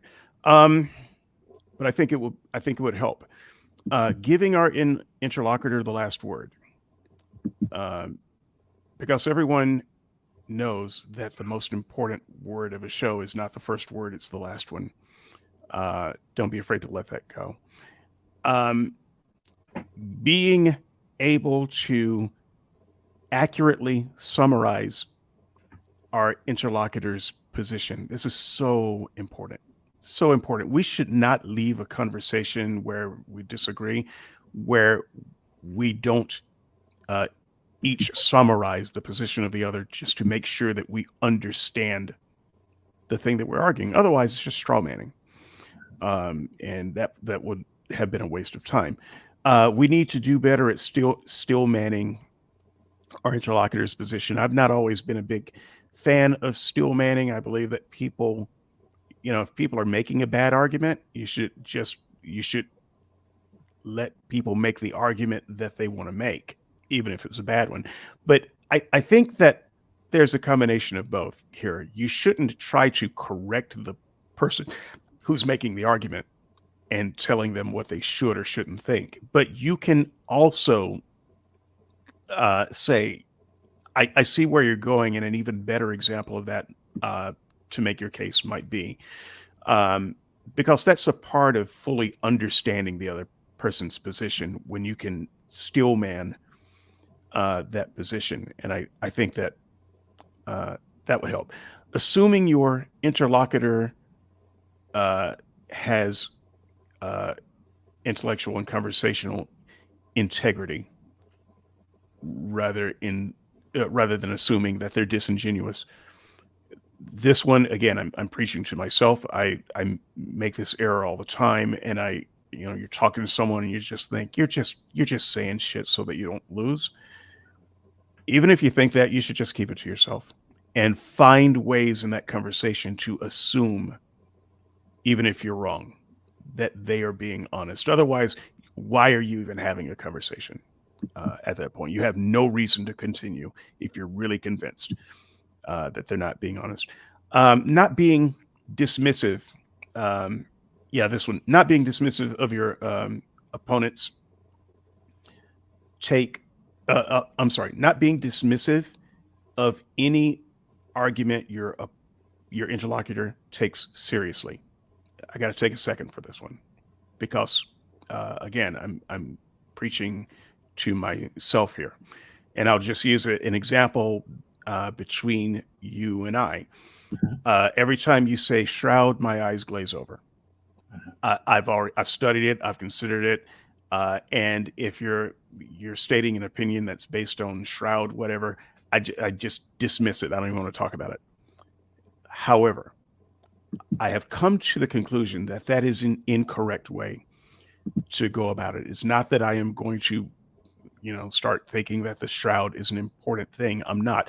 But if your case is based on that, if your case is based on, the existence of ghosts, which I also dismiss, because I don't want to dismiss you, and because I want to engage with you and your ideas, I am going to give you the best chance to make your most convincing case that ghosts are real. I'm going to at least ask follow-up questions so that you can tell me why you think ghosts are the best explanation for it. And I reserve the right to disagree at the end of the day, but I'm not going to be dismissive of it.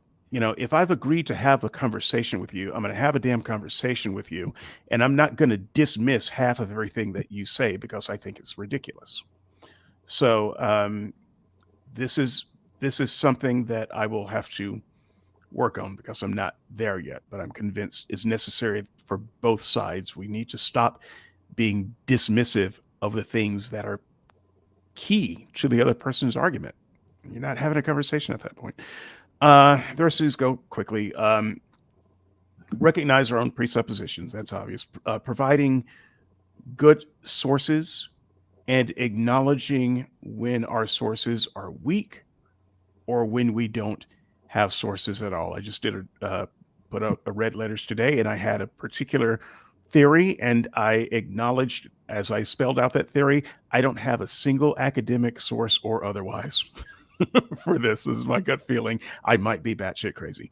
And we need to be able to separate out our own opinions from good sources and let people know when we're not well sourced. That's fine. That's okay.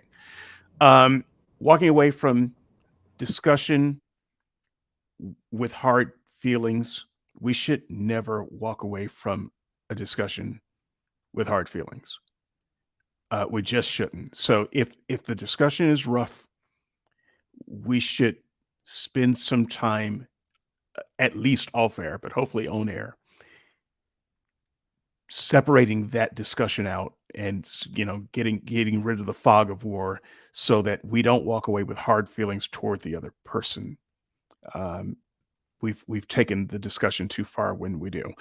And then the last one, keeping the conversation about the issues and not about the individual, no matter how public the figure is. Here again, I'm preaching to myself.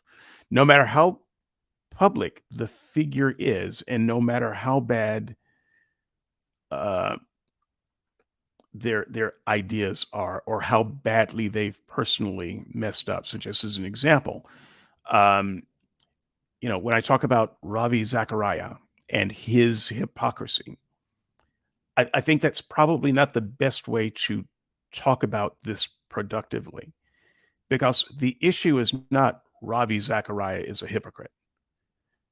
The issue is uh, sexual exploitation is bad, and one of the ways it happens is when people are made ashamed to come out and admit things publicly.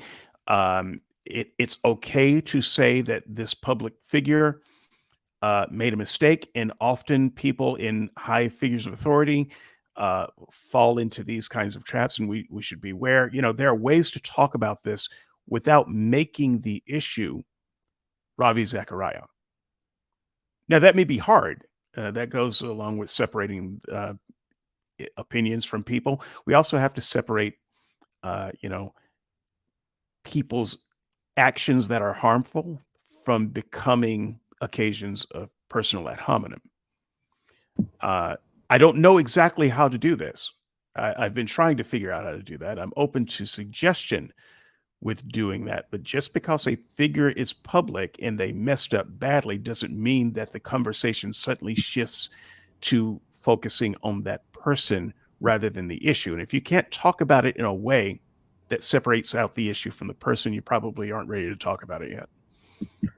Okay. All right. Cool. So I kind of more or less agree with a lot of your list. That I do have issues with the first two things. You saying that you make sure that you talk less than that of your interlocutor. I don't think that necessarily needs to be the case. It's whatever's best for the conversation. Maybe in context, you need to speak a little bit longer type thing than the interlocutor, but you do need to be respectful and make sure that each side gets their fair say and to present their case in the best possible light. I think that's kind of the goal. If that means sometimes you talk longer, that's fine. If that means, like in this conversation, I think that you've talked more than me. That's totally fine. I'm more adopting kind of you've got more points to discuss. So that's totally fine. That serves the conversation. There is one thing that I think you missed that's related to number one. And this is an issue that originally you were horrible with when we started Skeptics and Seekers, but I think you've gotten better on it and worked on it. But it's the issue of interrupting. And I found that a lot of times in my conversations with atheists online and stuff like that, like or on a show, that I will literally get out two or three words.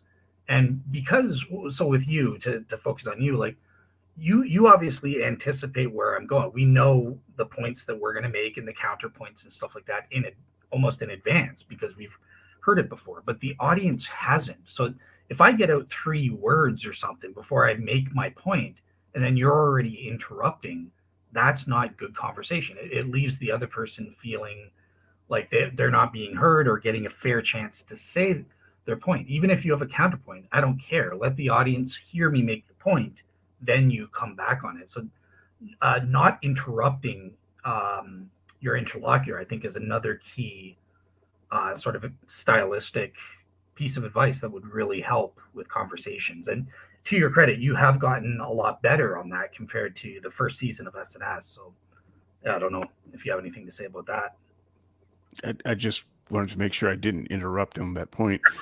Um, So yeah, there are a couple of points to that. I don't fully disagree with that.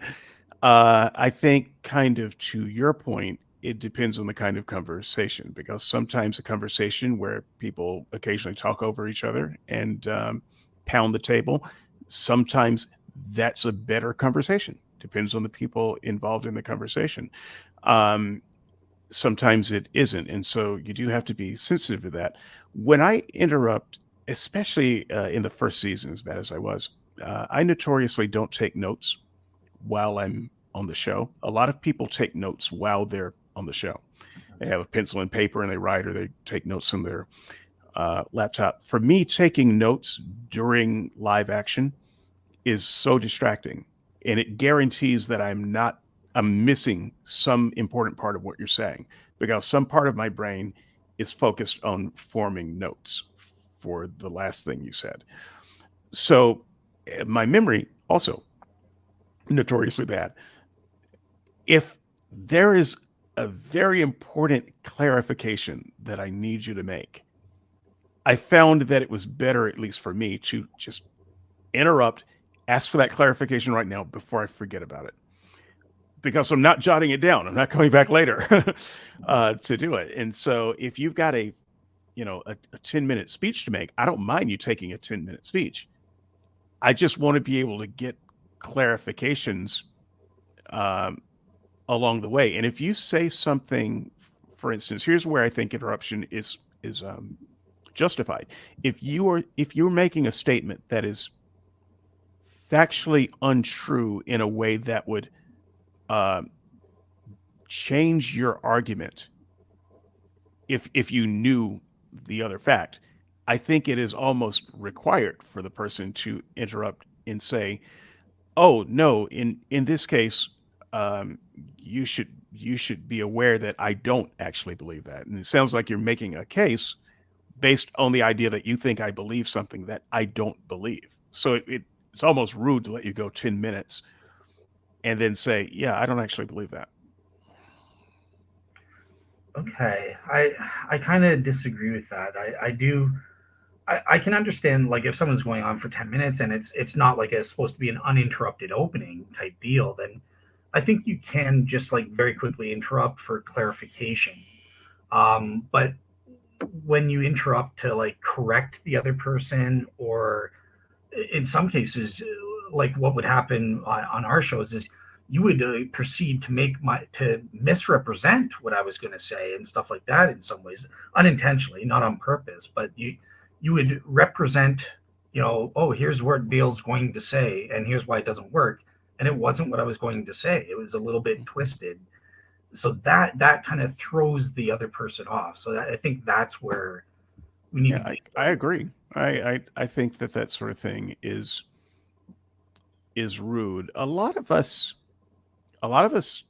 internet type people, um, often have sharp minds that run ahead, um, and it's really hard for some of us, and I put myself in this category, to just sit and focus and do nothing for a long time between speeches. And I know you're saying, no, what you're supposed to be doing is listening. Right, but I've already established I'm not really good at that.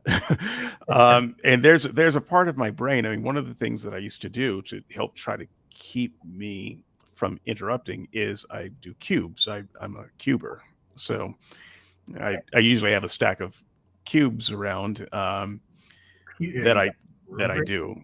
Right? execute. Yeah, Rubik's cube type stuff, 3x3s, 4x4s, 5x5s, various shapes, you name it. I do them.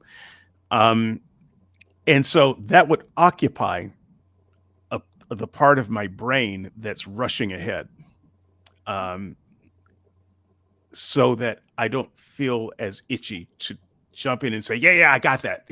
Okay, I got it. Granted, let's move to the more interesting point." Right? I understand that's rude, and I also just know my own makeup that makes it hard for me not to do that. And so I try to employ little tricks like that. This was before I was doing video. It's a little bit harder to do it on video now because people can see that you're doing a cube.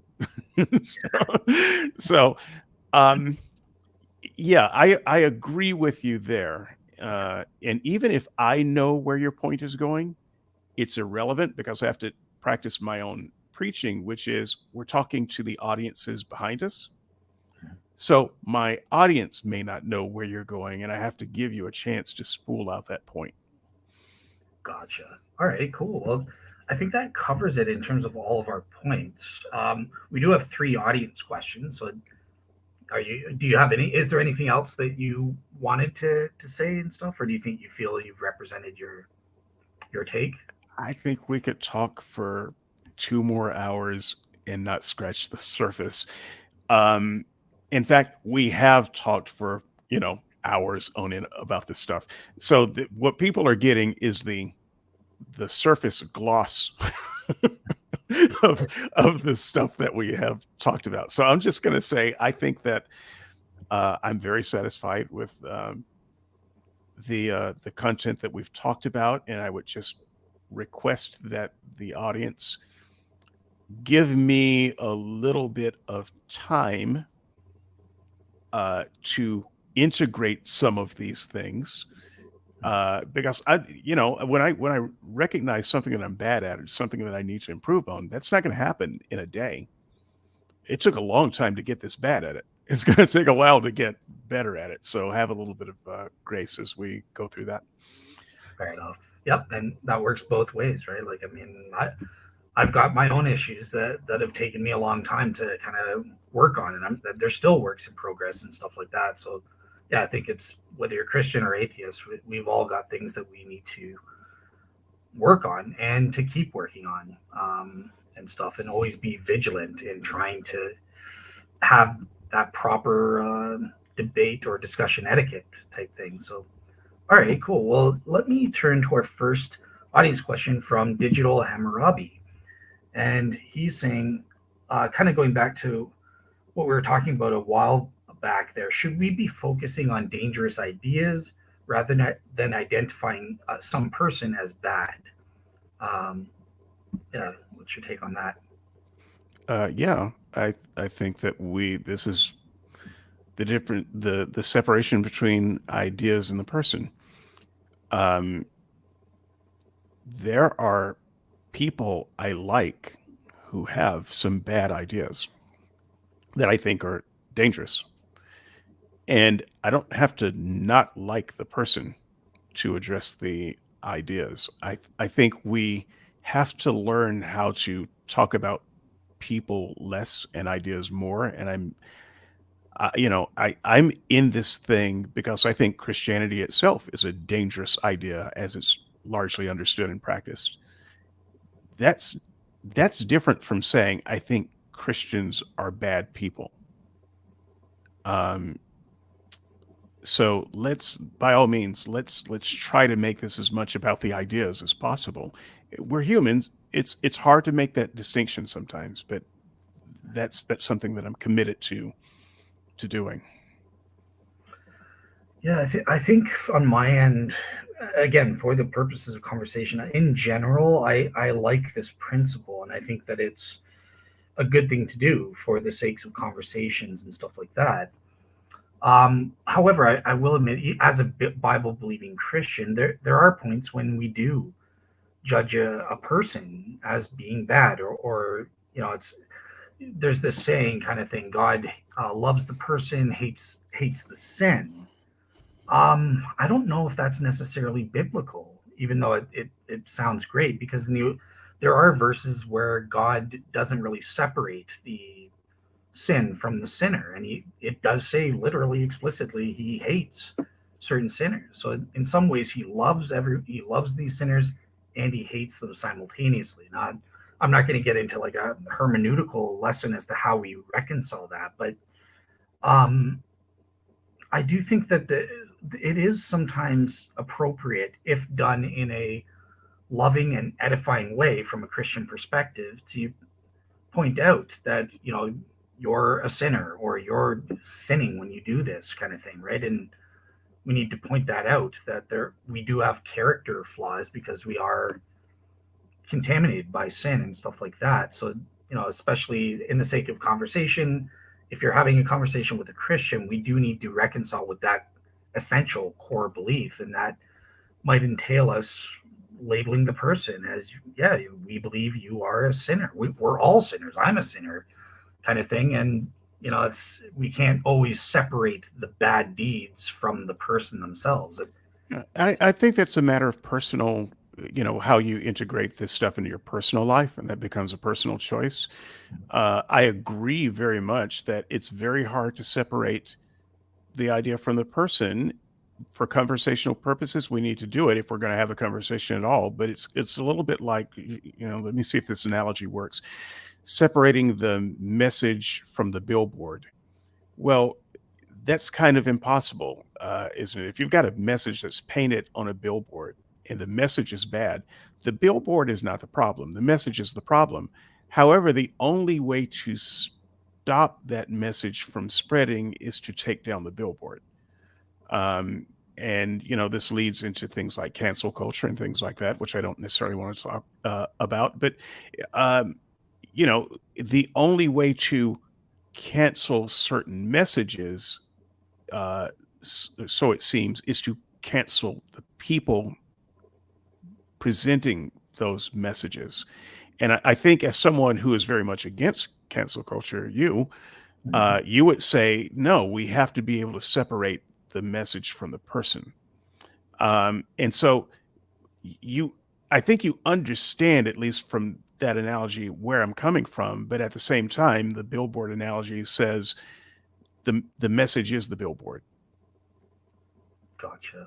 Yeah, I think that, yeah, again, it's all about proper discernment. That there does come a point where I mean, hate speech. I agree with the legal definition of hate speech. I do think that that is a good definition. We should censor people who are giving legitimate hate speech, not the wider definition that has come about nowadays. I'm against that stuff politically and everything, but there is a point definitely where, look, you've crossed the line, kind of thing, right? You're actively influencing people to hurt other people. This is literally dangerous.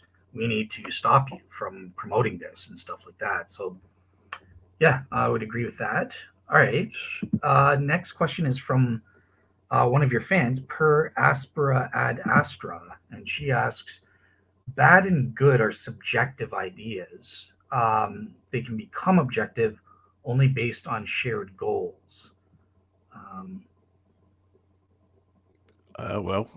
Fan or not, I happen to agree with that. So, bad or good in a vacuum don't really mean anything. If you say this is a bad meal, that's too much of a vacuum. You may not have liked the taste of the salmon, but to a starving person who hasn't eaten a full meal in their lives, this is the best meal they've ever had. So you have to kind of subjectively define what you mean by bad and good, by the goals that you have for the thing. So I would agree with that. And I think that if you think that bad and good are somehow metaphysical realities, then you think that they're standalone concepts in and of themselves. And I don't. Gotcha. Yeah, I definitely would disagree that, as a Christian, I definitely disagree that bad and good are subjective ideas. Um, in terms of saying they can only become objective based on shared goals. I would disagree with that in the larger sense of, morality in general. I think that is grounded in God. And God, I think we have to be honest that God is a subject, right? So, but it's not grounded in his ideas. It's not. So the Euthyphro dilemma would say, well, if morality is internal to God, oh, what's it grounded in? It's grounded in his will. He just arbitrarily wills rape to be bad. He arbitrarily wills giving to charity to be good.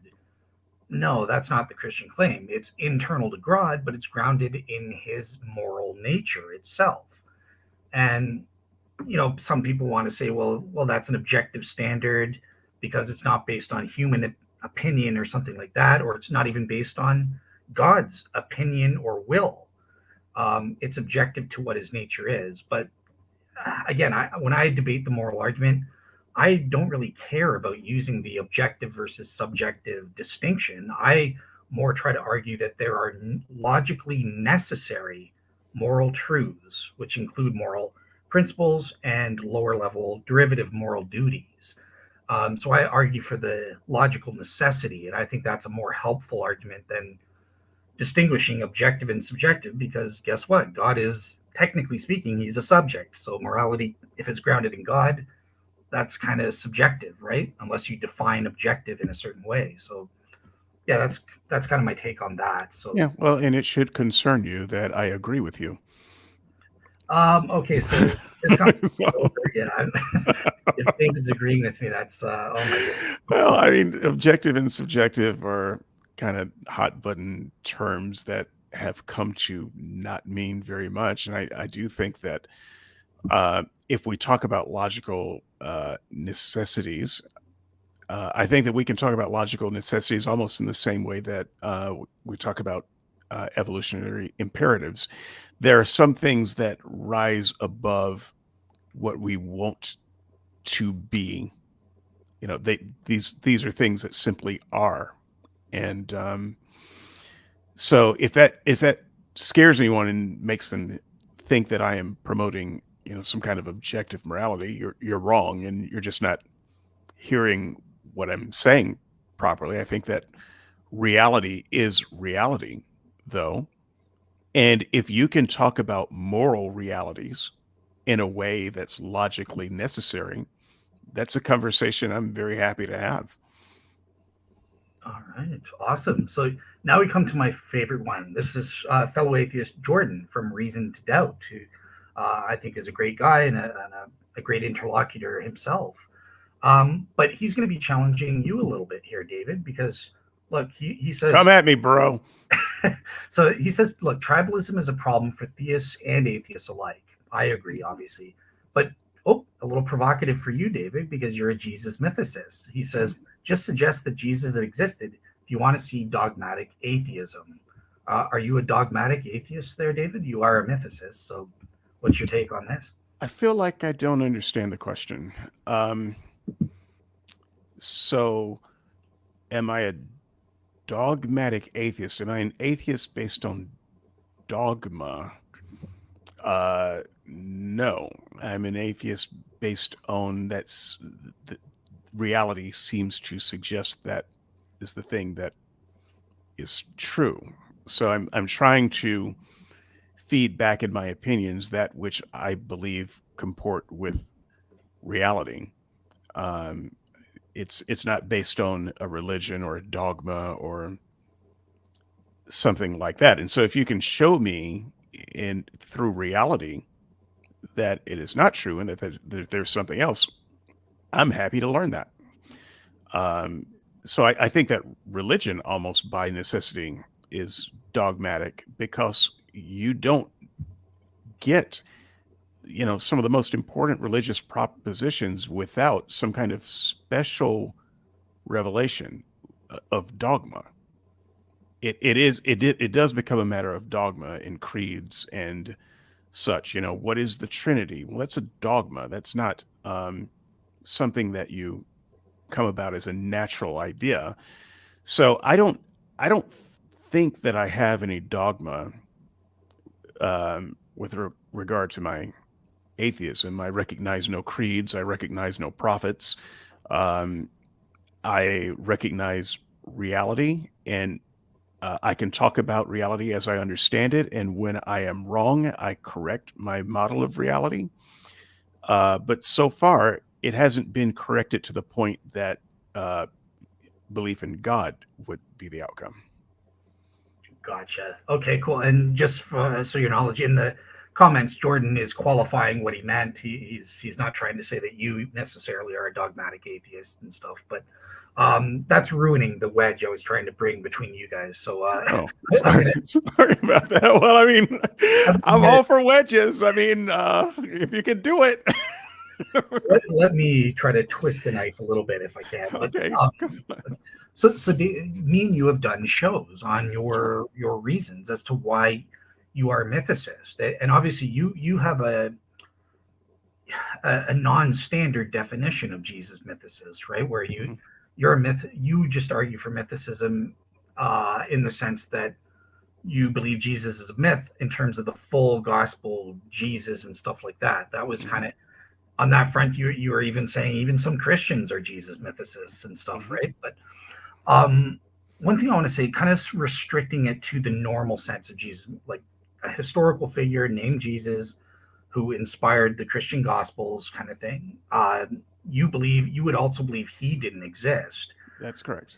I Now, don't believe that there's a single individual that is the source of Jesus mythicism any more than I believe that there's a single individual that inspired the King Arthur saga of stories. I do not deny that there could possibly be, some figure or figures that inspired the King Arthur story. We just have no reason that we've unearthed to believe that. And so, with regard to Jesus, his story uh, reads more like myth, and some of the inconsistencies are explained better with myth. But could there be some collection of teachers and some collection of sage teachings from that time that inspired uh, the euhemeritization of Jesus? Sure, but that's a very different claim than the Christian is making. The Christian is making that the Jesus of the Gospels, virgin birth and resurrection, is in fact the only historical Jesus worth talking about. And I say to that, well, then I am a mythicist because I don't believe that Jesus existed, and many Christians don't believe that Jesus existed. okay, so here's my kind of follow up question then, looking specifically at the narrow definition, the definition of mythicist that Richard Carrier would have, or Bart Ehrman and stuff like that. I think it could be given in conversation as a sincere point that this is an example of quote unquote dogmatic atheism. And you know my arguments already. It's because I think that the evidence is of such a nature that it is proven beyond all reasonable doubt. I arbitrarily define that as there's 95.01% or higher probability that the historical Jesus existed.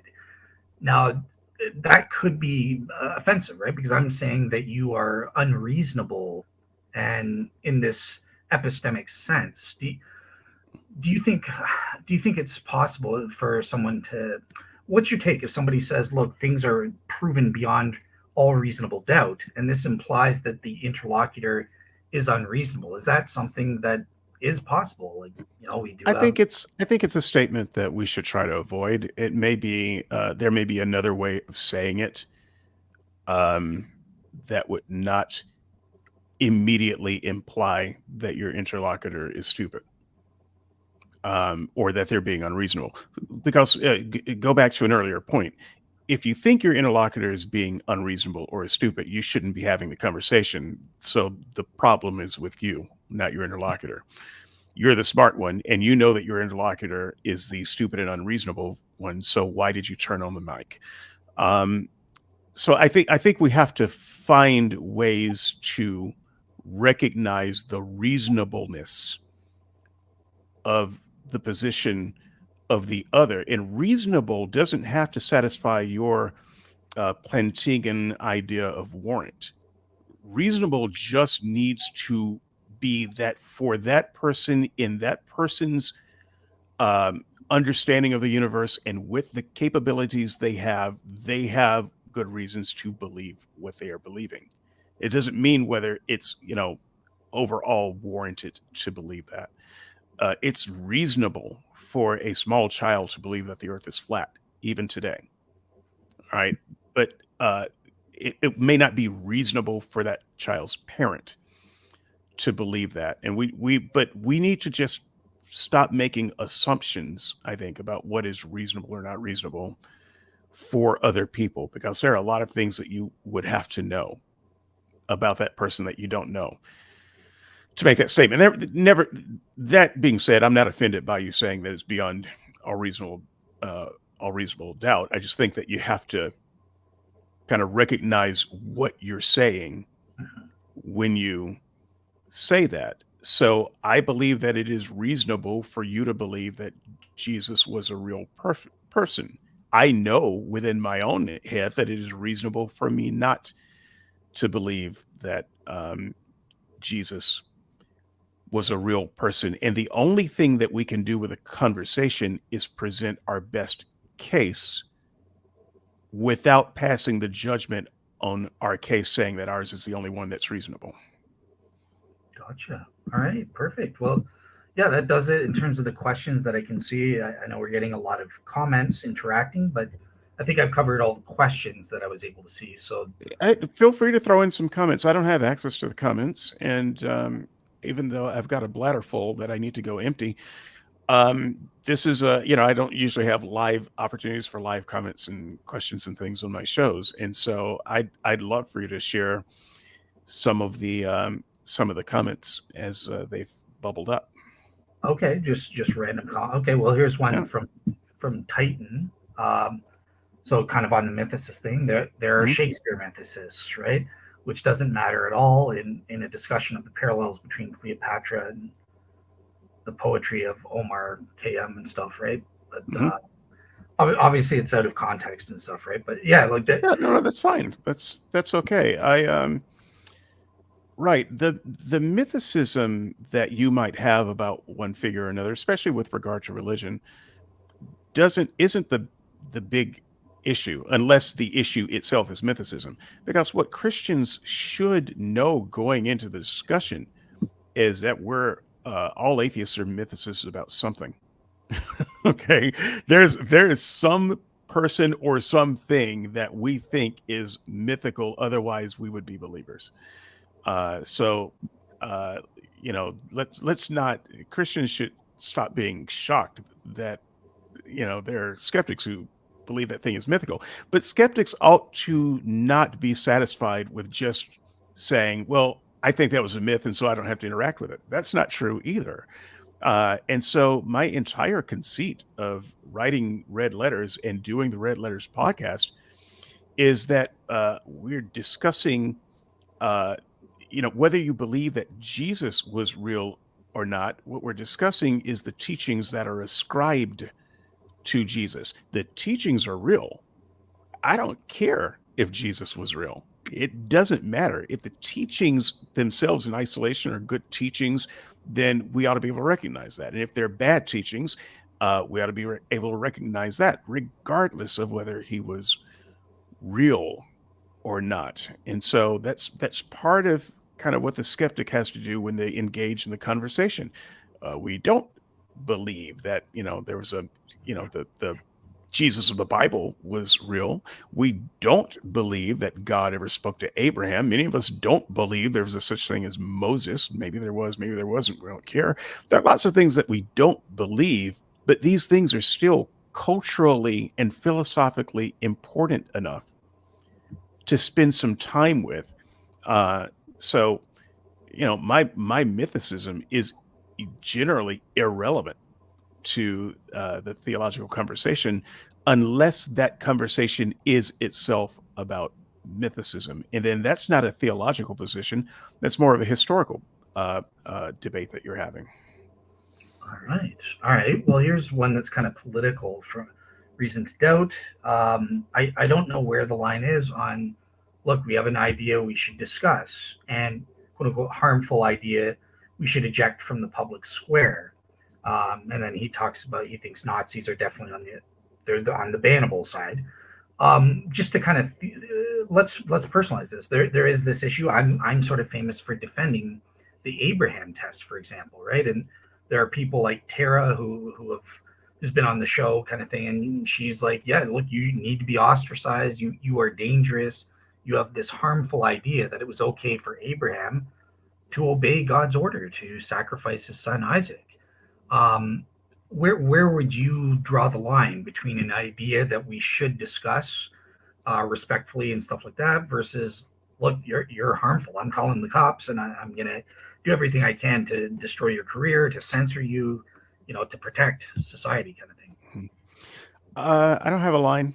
It's more of a case by case thing. It's more of a gut feeling thing. This is the benefit of being a platform owner, right? You have a platform. You can discuss whatever the hell you want to, and you can have anyone on your show that you want to, and you can not have anyone on the show that you don't want to. So you don't have to have a line. You don't even have to be consistent. You have the platform. I have a platform. It's not a big one. It's not a terribly significant one, but it's my platform. And so if I feel like discussing Nazis and having conversations with Nazis, I will have Nazis on the show. And if I feel like Nazis is a bridge too far, I'm not going to have them on the show. This is not a matter of political debate. This is a matter of my platform. I'll talk about what I want to talk about, and I'll not talk about what I don't want to talk about. And you can love me or hate me. Come at me, bro. So that's I don't think that I have a consistent view on that, other than I, at this moment in time, would not provide a platform to Nazis to make their best case. Because what if I'm having a off day that day and a really smart Nazi comes on who's smarter than me, and they're having a good day, and I can't make a good case, and Nazism comes out sounding better? I don't want to be responsible for putting that out there. I'm just not going to have that conversation, because I think that is something where we have had the conversation in our body politic a lot, and history gives us that. So I don't think there's a lot of new things you can say about Nazism. Read history if you want to be a part of that conversation and understand why that is generally not a part of the conversation today. I'm not going to allow racists, open racists on the show. I just wouldn't have that conversation. And yet this is where the inconsistency falls, because I will have people who are very much opposed to homosexuals and transgender.